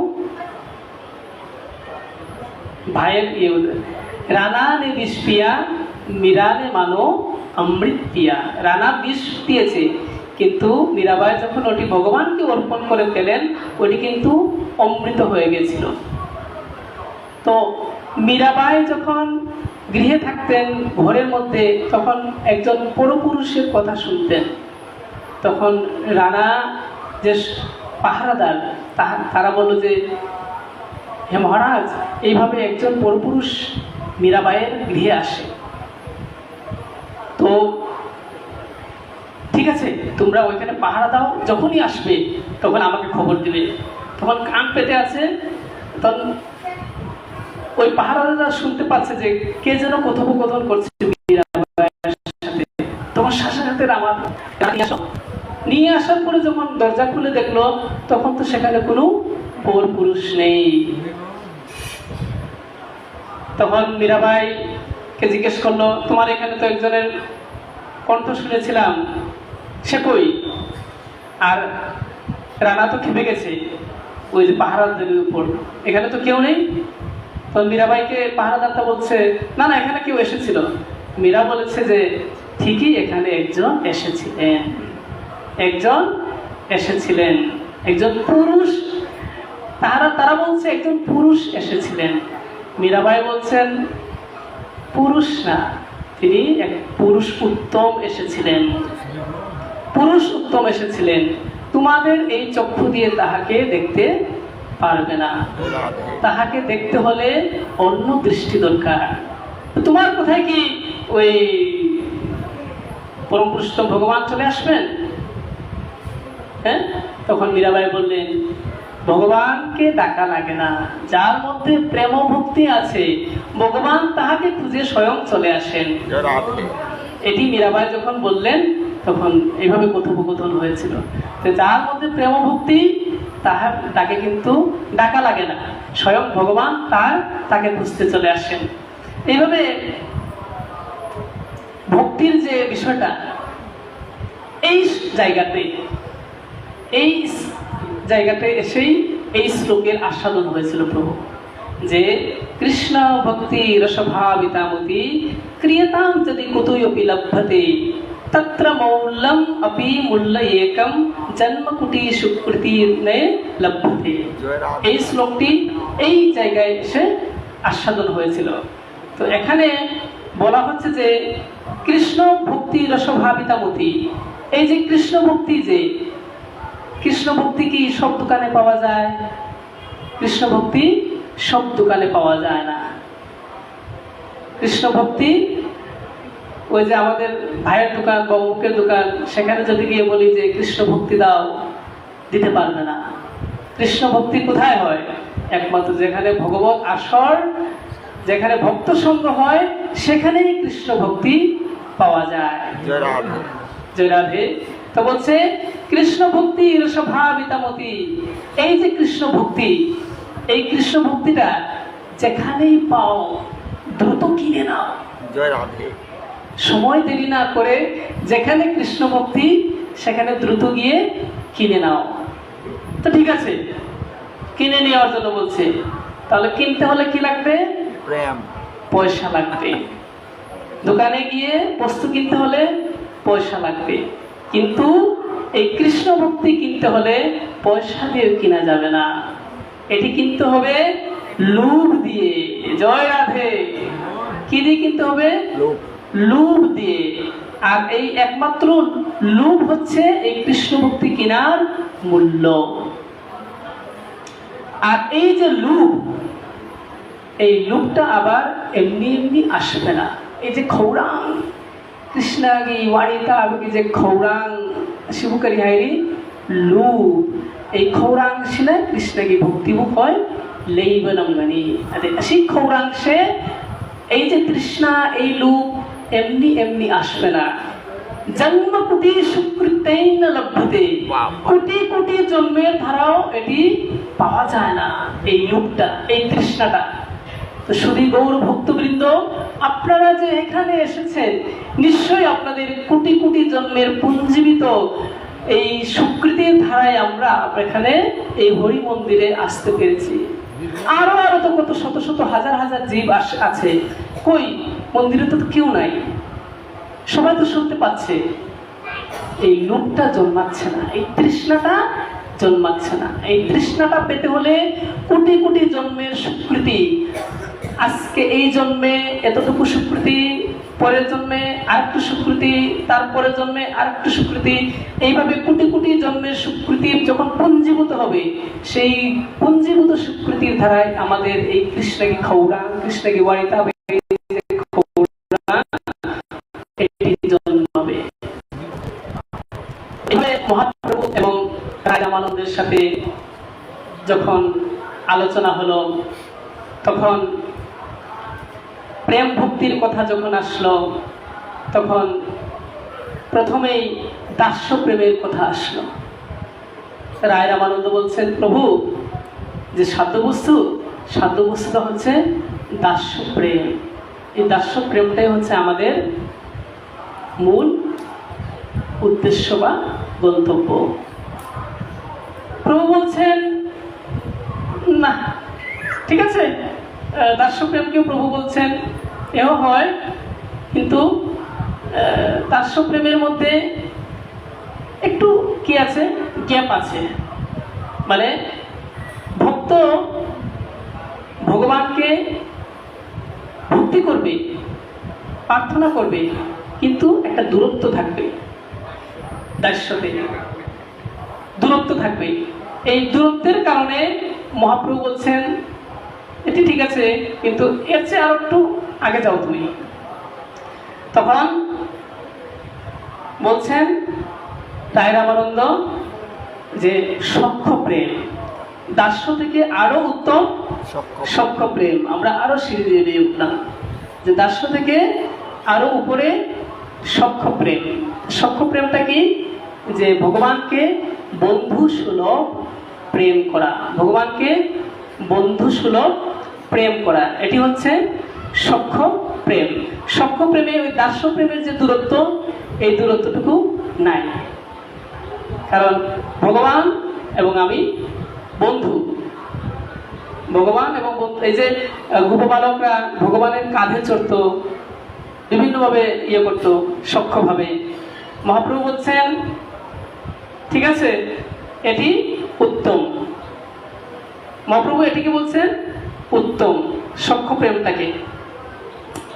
মহাপ্রভু বলছেন সখ্য প্রেমটা ঠিক আছে। তো অর্জুনও ছিলেন কিন্তু সখ্য প্রেমের, তিনি সখ্য প্রেমে ছিলেন। অর্জুন ভগবানের একজন সখা ছিলেন, পরম একজন বৈষ্ণব ছিলেন অর্জুন। তো সবসময় অর্জুন ভগবানকে ভগবান যুদ্ধের সময় ভগবান ছিলেন সারথী, অর্জুন ছিলেন রথারোহী। যখন ভগবান দ্বারকাতে আসলেন, তখন কিন্তু অর্জুন ছিলেন সারথী আর ভগবান ছিলেন রথারোহী। ভগবানকে রথে বসিয়ে অর্জুন রথ চালিয়ে চালিয়ে ভগবানকে দ্বারকায় এনেছিলেন অর্জুন। তো যখন অর্জুনকে নিয়ে আসলেন ভগবান দ্বারকাতে, তখন ভগবান বললেন, হে রুক্মিণী, হে সত্যভামা, দেখো অর্জুন আমার প্রিয় সখা, এসেছে, তাকে তোমরা সেবা করো। আর অতিথি হলো নারায়ণ। অতিথি যেহেতু এসেছে, সে আমার অতিথি, আমার বন্ধু, তাকে তোমরা সেবা করো। আর অর্জুনকে ভগবান বলছেন, অর্জুন যাও, তুমি এবার একটু বিশ্রাম গ্রহণ করো। বিশ্রাম গ্রহণ করার জন্য অর্জুনকে ভগবান পাঠালেন। এবার অর্জুন বিশ্রাম গৃহে তিনি গিয়ে বিশ্রাম করছেন। এবার ভগবান শ্রীকৃষ্ণ রুক্মিণীকে বললেন, হে রুক্মিণী, যাও অর্জুনকে কিছু খাবার দাবার দাও, অর্জুনকে উঠাও গিয়ে। এইভাবে রুক্মিণী যখন অর্জুনকে উঠানোর জন্য অর্জুনের যে গৃহেতে তিনি আসলেন, তখন কোথায় যেন কৃষ্ণ কৃষ্ণ ধ্বনি শোনা যাচ্ছে, জয় রাধে। অর্জুন কিন্তু শয়নে আছেন, অর্জুন শয়নে আছেন।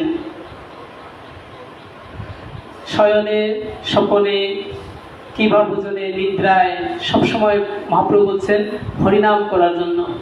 তো অর্জুন শয়নে আছেন, কিন্তু রুক্মিণী যখন অর্জুনের গৃহে, অর্জুন যে রুমের ভিতরে বিশ্রাম নিচ্ছেন, সেই রুমের ভিতর থেকে কৃষ্ণ কৃষ্ণ আওয়াজ বের হচ্ছে।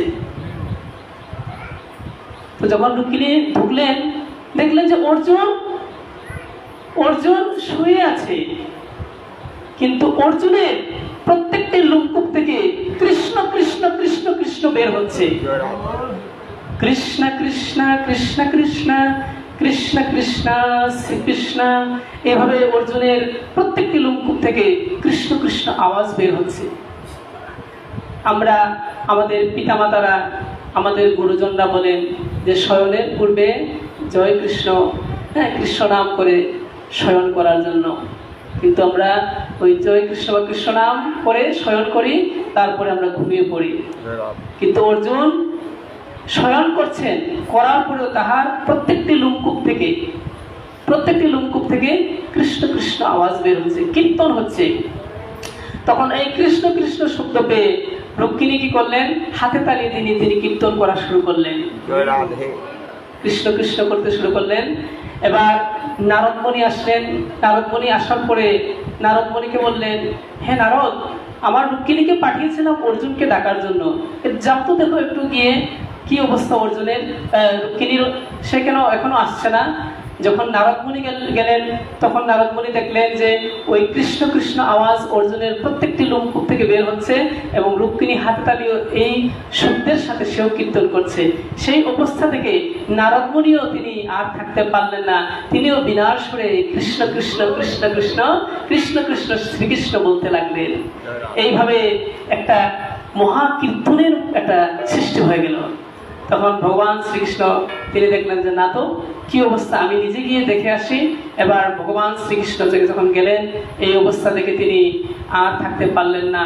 অর্জুনের যে চরণ যেখানে, অর্জুনের চরণ যেখানে, সেখানে ওই কৃষ্ণ কৃষ্ণ ধ্বনি যে বের হচ্ছে, অর্জুনের চরণ তিনি মার্জন করতে লাগলেন, সেবা করতে লাগলেন।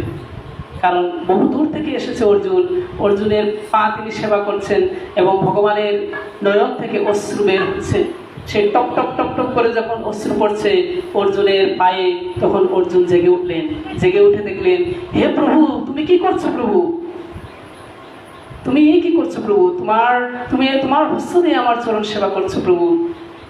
তখন ভগবান বললেন, হে অর্জুন, তুমি আমার প্রিয় সখা, তুমি আমার প্রিয় ভক্ত, তোমার প্রত্যেকটি লোমকূপ থেকে কৃষ্ণ কৃষ্ণ বের হচ্ছে, আমি তো সেটাই চাই, আমি সেই ভক্তকেই চাই। এইভাবে সক্ষভাবে অর্জুন ভগবানকে পেয়েছিলেন এবং ভগবানকে আরাধনা করেছিলেন। মহাপ্রভু বলেছিলেন এটি উত্তম, দাস্য থেকে সখ্য উত্তম। তারপরে মহাপ্রভু বলছেন আরো আমি শুনতে চাই। তখন রায় রামানন্দ বলছেন বাৎসল্য, যে সখ্য থেকে, দাস্য থেকে সখ্য উত্তম, সক্ষম থেকে আরো উত্তম বাৎসল্য। বাৎসল্যটা কি, যে ভগবানকে পুত্র রূপে জানা, ভগবানকে পুত্র রূপে সেবা করাটাই হচ্ছে বাৎসল্য।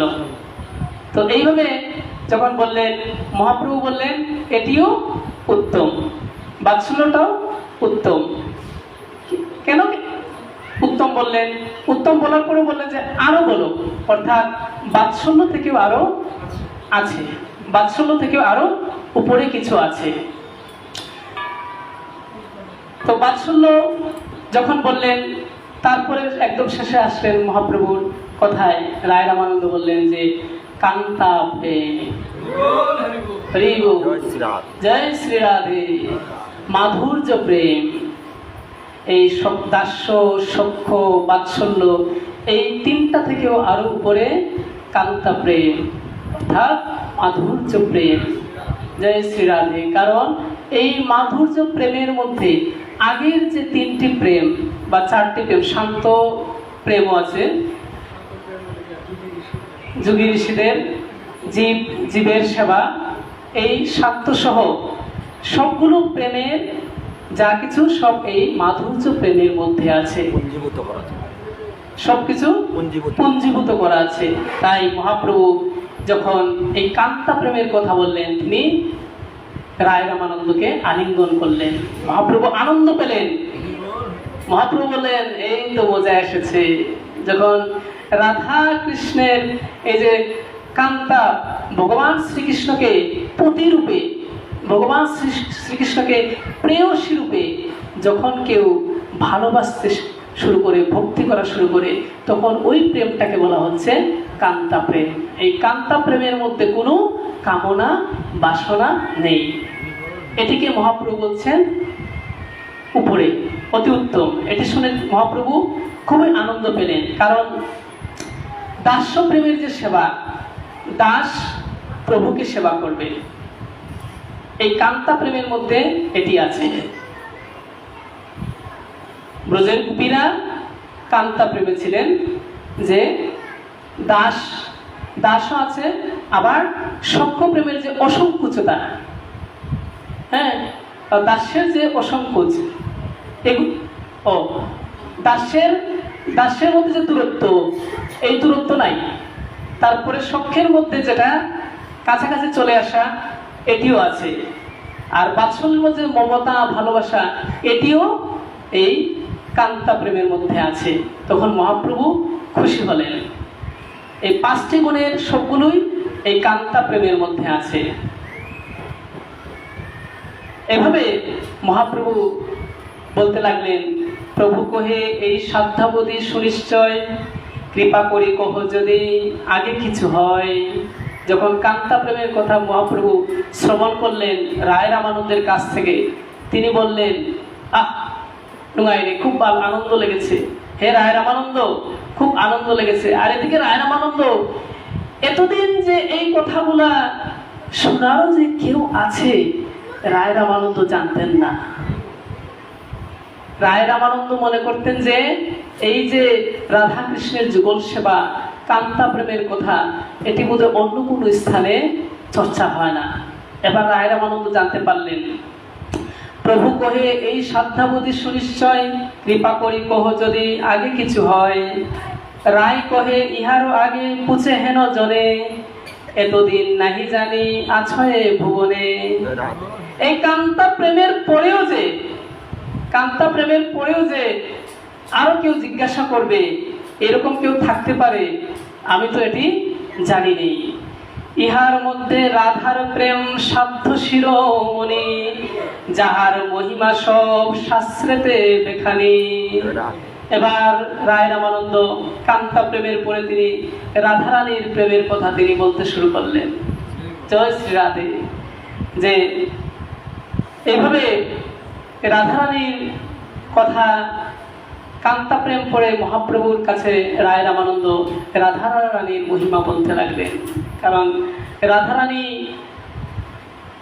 কান্তা তো গোপীরা, কিন্তু গোপীদের মধ্যে শ্রেষ্ঠকে শ্রীমতী রাধারানী।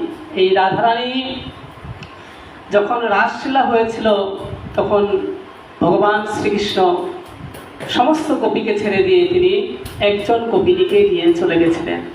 কাকে? শ্রীমতী রাধারানীকে নিয়ে গেছিলেন। শ্রীমতী রাধারানীকে নিয়ে গেছিলেন কারণ তিনি ছিলেন গোপীদের মধ্যে সর্বশ্রেষ্ঠ।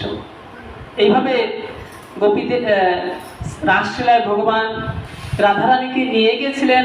অন্যদিকে আরেকটি ঘটনা এই চৈতন্য চরিতামৃত পেয়েছি যে রাধারানী তিনি কি করলেন, যে ব্রজগোপীদের সাথে যখন ভগবান নৃত্য করছেন তখন ভগবান সবাইকে সমান অধিকার দিচ্ছেন, সমান অধিকার দিচ্ছেন। তখন ভগবান রাধারানী চিন্তা করলেন আমি সবার উত্তম, আর ভগবান আমাকে অন্যভাবে ইয়ে না করে সবাইকে সমানভাবে ইয়ে করছেন, মান করলেন। রাধারানী মান করলেন, ভগবান চলে যান নাই। রাধারানী এই যে রাসশিলা ছেড়ে দিয়ে চলে গেলেন। আর ওই যখনই রাধারানী রাসশিলা ছেড়ে চলে গেলেন তখন ভগবান শ্রীকৃষ্ণ সেখানে আর থাকতে পারলেন না, বিরহ শুরু করলেন। আর রাধারানী ছাড়া রাস কখনো হবে না। রাধারানী যখন চলে গেলেন, এইভাবে রাধার মহিমা ভগবান শ্রীকৃষ্ণের সাথে রায় রামানন্দের সাথে চৈতন্য মহাপ্রভুর আলাপ আলোচনা যখন হচ্ছে, আস্তে আস্তে তখন মহাপ্রভু বললেন আরো বলো এদিকে তালিম যে এদিকে তালিম বই পড়ে মহাপ্রভু হাইরি যে কৃষ্ণের স্বরূপ। এখন মহাপ্রভু বলছেন কৃষ্ণের স্বরূপ আর রাধার স্বরূপ সম্পর্কে বলো। এটি মহাপ্রভু জানতে চাচ্ছেন রায় রামানন্দের কাছে যে কৃষ্ণের স্বরূপ কি আর রাধারানীর স্বরূপ কি। তখনই রায় রামানন্দ বলেছিলেন যে এই যে শ্লোকের ব্যাখ্যা করেছিলেন যে প্রভু যে শ্লোকটা সচ্চিদানন্দ বিগ্রহ অনাদিরাদি গোবিন্দ সর্বকাল কৃষ্ণ, হ্যাঁ তার শুরুটা কি? হ্যাঁ, ঈশ্বর পরম কৃষ্ণ সচ্চিদানন্দ বিগ্রহ অনাদিরাদি গোবিন্দ সর্বকাল কারণ। যখন ভগবান শ্রীকৃষ্ণের স্বরূপ রায় রামানন্দের কাছ থেকে মহাপ্রভু জানতে চাইলেন, তখন মহাপ্রভুর কাছে রায় রামানন্দ বললেন যে এই শ্লোকের যে ঈশ্বর পরম কৃষ্ণ সচ্চিদানন্দ বিগ্রহ অনাদিরাদি গোবিন্দ সর্বকারণ কারণ। কৃষ্ণের স্বরূপ কি? তিনি সচ্চিদানন্দ রূপ। ভগবান শ্রীকৃষ্ণ হলেন সচ্চিদানন্দ রূপ, অনাদিরাদি গোবিন্দ, তিনি সর্বকারণের কারণ। পৃথিবীতে যা কিছু হচ্ছে সমস্ত কিছুর পিছনে আছেন ভগবান শ্রীকৃষ্ণ, অনাদিরাদি গোবিন্দ সর্বকারণ কারণ। তিনি হলেন আর সচ্চিদানন্দ বিগ্রহ, ভগবান সৎ চিৎ আনন্দ। এই সৎ চিৎ আনন্দ থেকেই রাধারানী বের হয়ে আসবেন। রাধার স্বরূপ যখন বললেন সৎ চিৎ আনন্দ, বহিরঙ্গা শক্তি, অন্তরঙ্গা শক্তি আর তটস্থা শক্তি, এই তিন শক্তির মধ্যে রাধারানী হলেন অন্তরঙ্গা শক্তি, সচ্চিৎ আনন্দ। হ্যাঁ, এই অন্তরঙ্গা শক্তি হলেন শ্রীমতী রাধারানী। আর ভগবান শ্রীকৃষ্ণ হলেন সবকিছুর কারণের কারণ, অনাদিরাদি গোবিন্দ। এই অনাদিরাদির গোবিন্দের দাসত্ব স্বীকার করাই হচ্ছে আমাদের মূল। কেউ প্রশ্ন করে চন্দন দাস, কৃষ্ণচরণ দাস, কৃষ্ণপদ দাস, এগা জগন্নাথ দাস, এই যে দাস, কেন দাস আসলো? অমিত আমার নাম একরকম, কিন্তু পরে দাস কেন চলে আসলো? কারণ দাসটা হচ্ছে আমরা প্রভুর দাস, ভগবান শ্রীকৃষ্ণের দাস। এই দাস ভগবান শ্রীকৃষ্ণের দাস হওয়াটাই হচ্ছে আমাদের পরম লক্ষ্য। কারণ আমি যদি একজন সরকারি চাকরিজীবী হই, আমি কিন্তু সরকারের চাকর, সরকারের চাকর। এই চাকরিজীবীদের মধ্যেও ধাপ আছে। যখন কেউ একজন মন্ত্রীর চাকরি করবে তখন ঠিক আছে, কিন্তু কেউ যখন প্রধানমন্ত্রীর চাকরি করবে, তার লেভেল কিন্তু আরো উপরে। কেউ যদি বাংলাদেশের প্রধানমন্ত্রীর একান্ত সচিব হয়, এটি কিন্তু অনেক উপরের লেভেল। হ্যাঁ, কেউ যখন নরেন্দ্র মোদীর সচিব হবে সে তো আরো উপরে। কেউ যখন আমেরিকার প্রেসিডেন্টের সচিব হবে সে আরো উপরে। আর কেউ যখন ভগবান শ্রীকৃষ্ণের দাস হবে সে তো সবচেয়ে উপরে। এখন আমরা কি হতে চাই? এটাই তো, যদি আমরা ভগবান শ্রীকৃষ্ণের দাস হয়ে যাই তাহলে তো সবকিছুর আমরা পেয়ে যাই। জয় রাধে। এটি হচ্ছে আমাদের ভগবান শ্রীকৃষ্ণের দাস, এটি হচ্ছে আমাদের স্বরূপ, জীব কৃষ্ণের নিত্যদাস। নিত্য দাস, জীব কৃষ্ণের নিত্য দাস। কখনো কখনো নাম শুনতে পাওয়া যায় যে নারায়ণ চক্রবর্তী, নারায়ণ চক্রবর্তী, নারায়ণ চৌধুরী, নারায়ণ পাল, পাল, হ্যাঁ, নারায়ণ রায়, রায়, কত কিছু আছে। নাম নারায়ণ, আর ভগবানের নামের পিছনে চৌধুরী, দাস, হ্যাঁ, আর রায় লাগিয়ে দিছে। তো ভগবানের নাম তো এখানে বিকৃত করা হলো। আমি কে? আমি নারায়ণের দাস। দাস। এটি হচ্ছে উপযুক্ত। এই ধারাটাই হচ্ছে আমাদের গুরু পরম্পরা। যখন কেউ দীক্ষিত হয় তখন তার নামের পিছনে দাসটি যোগ করে দেওয়া হয়। এইভাবে ভগবান চৈতন্য মহাপ্রভুর সাথে শেষ করে দেব। আমরা শেষের দিকে চলে আসছি। রায় রামানন্দের কথোপকথন, রাধারানীর তত্ত্ব, রাধার মহিমা। শ্রীমতী রাধারানী হচ্ছেন ভগবান শ্রীকৃষ্ণের লাদিনী শক্তি, অর্থাৎ ভগবান শ্রীকৃষ্ণের আনন্দ প্রদানকারী শক্তি। রাধারানী হচ্ছেন ভগবান শ্রীকৃষ্ণের আনন্দ প্রদানকারী শক্তি, লাদিনী শক্তি, আনন্দ প্রদান করবে। দামোদর রাতি বরধন বেশে হরি নিষ্কুট বৃন্দাবী দেশে।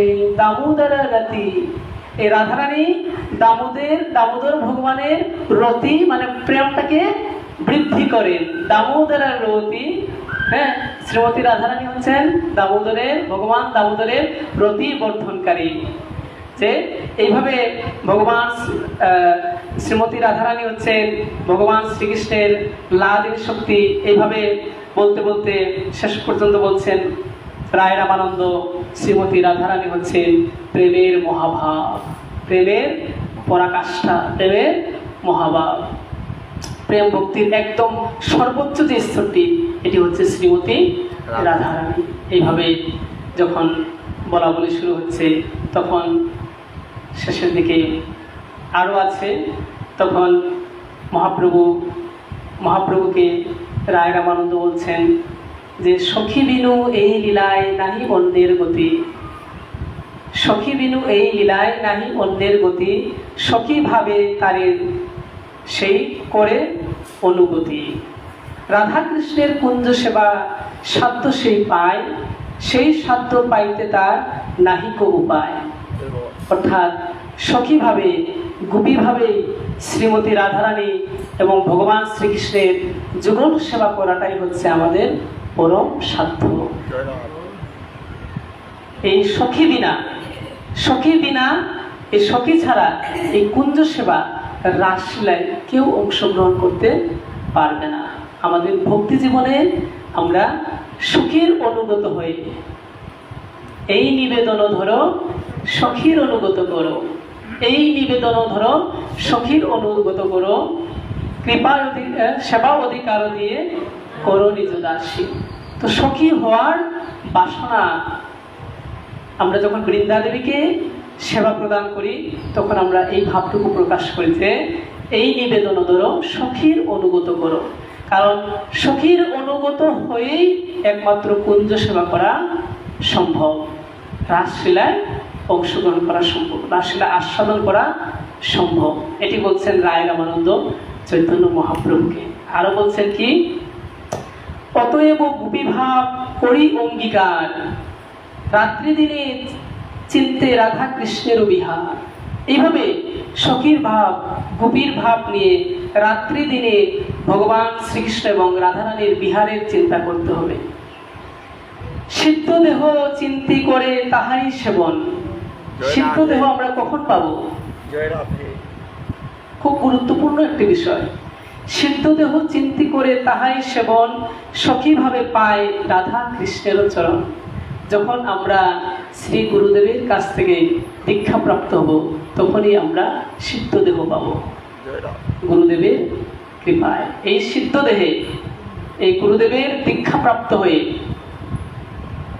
গুরুদেবের কাছ থেকে দীক্ষাপ্রাপ্ত সিদ্ধ দেহ হয়ে হ্যাঁ, যখন আমরা সখী ভাব নিয়ে গোপী ভাব নিয়ে যখন আমরা রাধা কৃষ্ণের সেবা করব তখনই আমরা রাধা কৃষ্ণের চরণ পাব।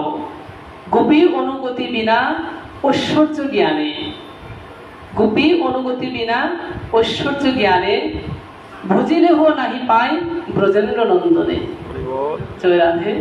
এখানে বলছে গোপী অনুগতি বিনা, কেউ যখন গোপী ভাব ছাড়া, কেউ যখন সখী ভাব ছাড়া, কেউ যখন ঐশ্বর্য জ্ঞানে ভগবানকে আরাধনা করে তারা রাধাকৃষ্ণের যুগলচরণ অর্থাৎ ব্রজেন্দ্র নন্দনকে পাবে না। ব্রজেন্দ্র নন্দনকে পেতে হলে সখী অনুগত হতেই হবে। এই শিক্ষাটুকু এখানে রায় রামানন্দ চৈতন্য মহাপ্রভুর সাথে আলাপ আলোচনায় বের হয়েছে। সখীভাবে রাধাকৃষ্ণের সেবা করতে হবে, ঐশ্বর্য জ্ঞানে পাণ্ডিত্যের মাধ্যমে রাধাকৃষ্ণকে পাওয়া সম্ভব নয়। যখন শেষ করে ফেলবো আমরা 5 মিনিটের পরে, যে নারদমুনি দ্বারকা থেকে যখন আসলেন তখন ব্রজের গোপীরা নারদমুনিকে দেখে বললেন, হে প্রভু, আমাদের ভগবান কেমন আছেন? তখন আস্তে আস্তে ব্যাখ্যা দিতে লাগলেন নারদমুনি ব্রজগোপীদের কাছে যে ভগবান শ্রীকৃষ্ণ কিভাবে আছেন। তখন ভগবান শ্রীকৃষ্ণ কথা শুনে, এতদিন কথা দিয়েছিল আসবে বলে, এখনো কেন আসে না? এভাবে কথোপকথনের পরে নারদমুনি বলছেন, ব্রজগোপীরা শ্রীকৃষ্ণকে চোর বলে, মিথ্যুক বলে নানাভাবে তিরস্কার করছেন।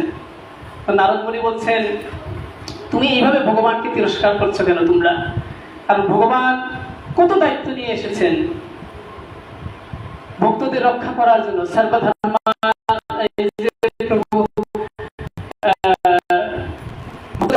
ভগবান এসেছেন। এর শ্লোক যেটা কেন চতুর্থ অধ্যায়, হ্যাঁ, চতুর্থ অধ্যায়। চতুর্থ অধ্যায় মানে সম্ভবামি যুগে যুগে। এই যে ভক্তদের রক্ষা করার জন্য কত দায়িত্ব নিয়ে এসেছেন। যদা যদা হি ধর্মস্য গ্লানির্ভবতি ভারত। এখানে ভগবান আসবেন না, কিভাবে ব্রজগোপীদেরকে বললেন নারদমুনি। তখন ব্রজগোপীরা বললেন, ঠিক আছে, আপনি এটা বলছেন, ভগবান তো আমাদের সাথেই আছে, ভগবান আমাদের সাথেই আছেন। তখন নারদমুনি বললেন, কই, আমরা তো ভগবানকে দেখতে পাচ্ছি, আমি তো দেখতে পাচ্ছি না। হ্যাঁ, তোমরা আবার বলছো যে ভগবান এখানে আছেন। তখন ব্রজগোপীরা বলছেন, আমাদের মধ্যে সবসময় ভগবান আছেন। নারদমুনি বলছেন, প্রমাণ করে দেখাও যে ভগবান যে আছেন। তখন নারদমুনি পরীক্ষা করছেন ব্রজগোপীদের। তখন ব্রজগোপীরা যখন ভগবানকে আরাধনা করতে শুরু করলেন, কীর্তন করতে শুরু করলেন, ভগবান আর থাকতে পারলেন না। ভগবান এইভাবে যখন আরাধনা করছেন, কারণ যে জায়গায় কীর্তন হয়, ভগবানের নাম কীর্তন হয়, সেখানে ভগবান অবশ্যই অবশ্যই আসবেন। ওই যে একটা শ্লোক আছে, যথায় নাম সংকীর্তন সেথায় বৃন্দ, না হম তিষ্ঠামি বৈকুণ্ঠে যোগিনাম হৃদয়ে ন চ মদ্ভক্তা যত্র গায়ন্তি তস্য তিষ্ঠামি হে না তত্র তিষ্ঠামি হে নারদ। যেখানে আমার ভক্তরা আমার কীর্তন করে সেখানে আমি অবস্থান করি। তখন কিছুক্ষণ পরে ভগবান আসলেন। ভগবান আসার পরে নারদমুনি দেখলেন যে ভগবান চলে আসছেন। তখন ব্রজগোপীরা বললেন, হে প্রভু, আমরা এতক্ষণ ধরে তোমাকে ডাকছি, কীর্তন করছি, তুমি আসতে এত দেরি করলে কেন? তখন ভগবান বললেন, এখানে যে নারদ আছে, এই নারদ থাকায় আমার আসতে দেরি হয়েছে। জয় রাধে। নারদ মুনি লজ্জা পেয়ে গেলেন, প্রভু এ কি বলছেন, আমার থাকার কারণে ভগবানের আসা বিলম্ব হয়েছে। ভগবান যখন চলে গেলেন, ব্রজে কিন্তু ভগবান নিত্য বিরাজ করেন, এটি আমাদের প্রভু আরো ভালো ব্যাখ্যা দিতে পারেন। আর দ্বারকায় তো থাকেন ভগবান, দ্বারকার ঐশ্বর্য কৃষ্ণ, এভাবে বিভিন্ন ব্যাখ্যা আছে। তো ভগবানকে গিয়ে নারদ মুনি জিজ্ঞাসা করলেন, হে প্রভু, তুমি আমার থাকার কারণে বিলম্ব হয়েছে, তুমি তো আমাকে নিরিবিলি বলতে পারতে, তুমি এই ব্রজগোপীদের সামনে আমাকে এভাবে তুমি লজ্জা দিলে কেন প্রভু? তখন ভগবান অসুস্থতার ভান ধরেছিলেন যে আমার তো পেটে ব্যথা, তো যাও তুমি আমার কোনো ভক্তের চরণ ধুলি তুমি নিয়ে আসো। এভাবে এইরকম আপনারা শুনেছেন। তো বিভিন্ন রুক্মিণীর কাছে যাওয়া হলো। রুক্মিণীর কাছে যাওয়ার পরে রুক্মিণী বলল, না না, আমার চরণ ধুলি দিব না, আমার চরণ ধুলি দিলে তো ভগবানের অপরাধ হয়ে যাবে। নারদ মুনিকে বললেন, তুমি দাও। তো নারদ মুনি বললেন, না না, আমিও দিতে পারবো না।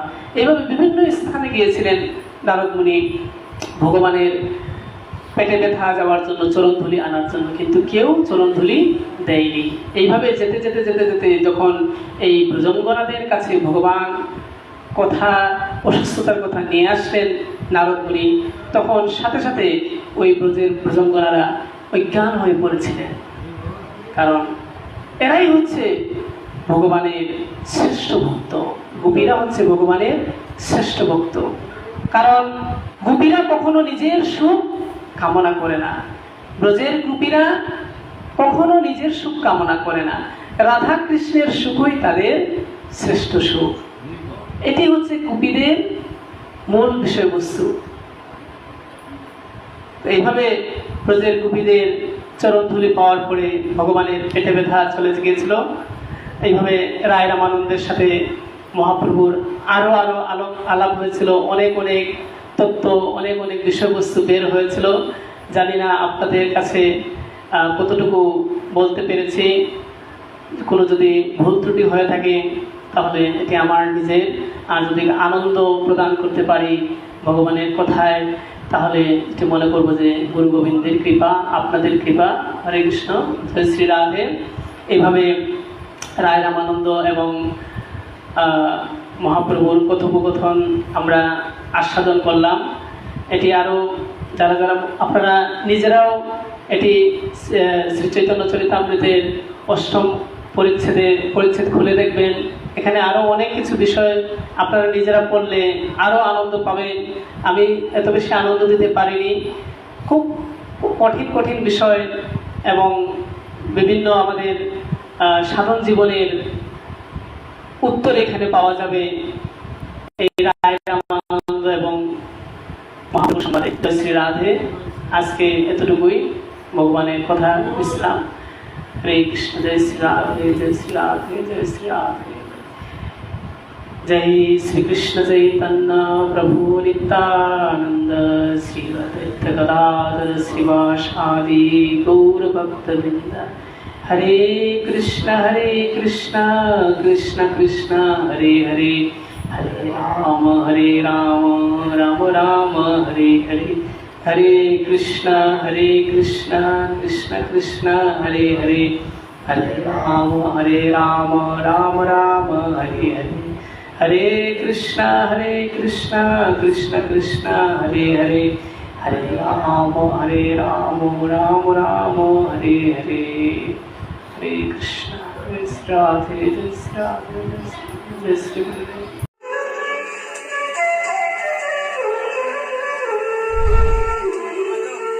চ্যানেলটি ভালো লাগলে লাইক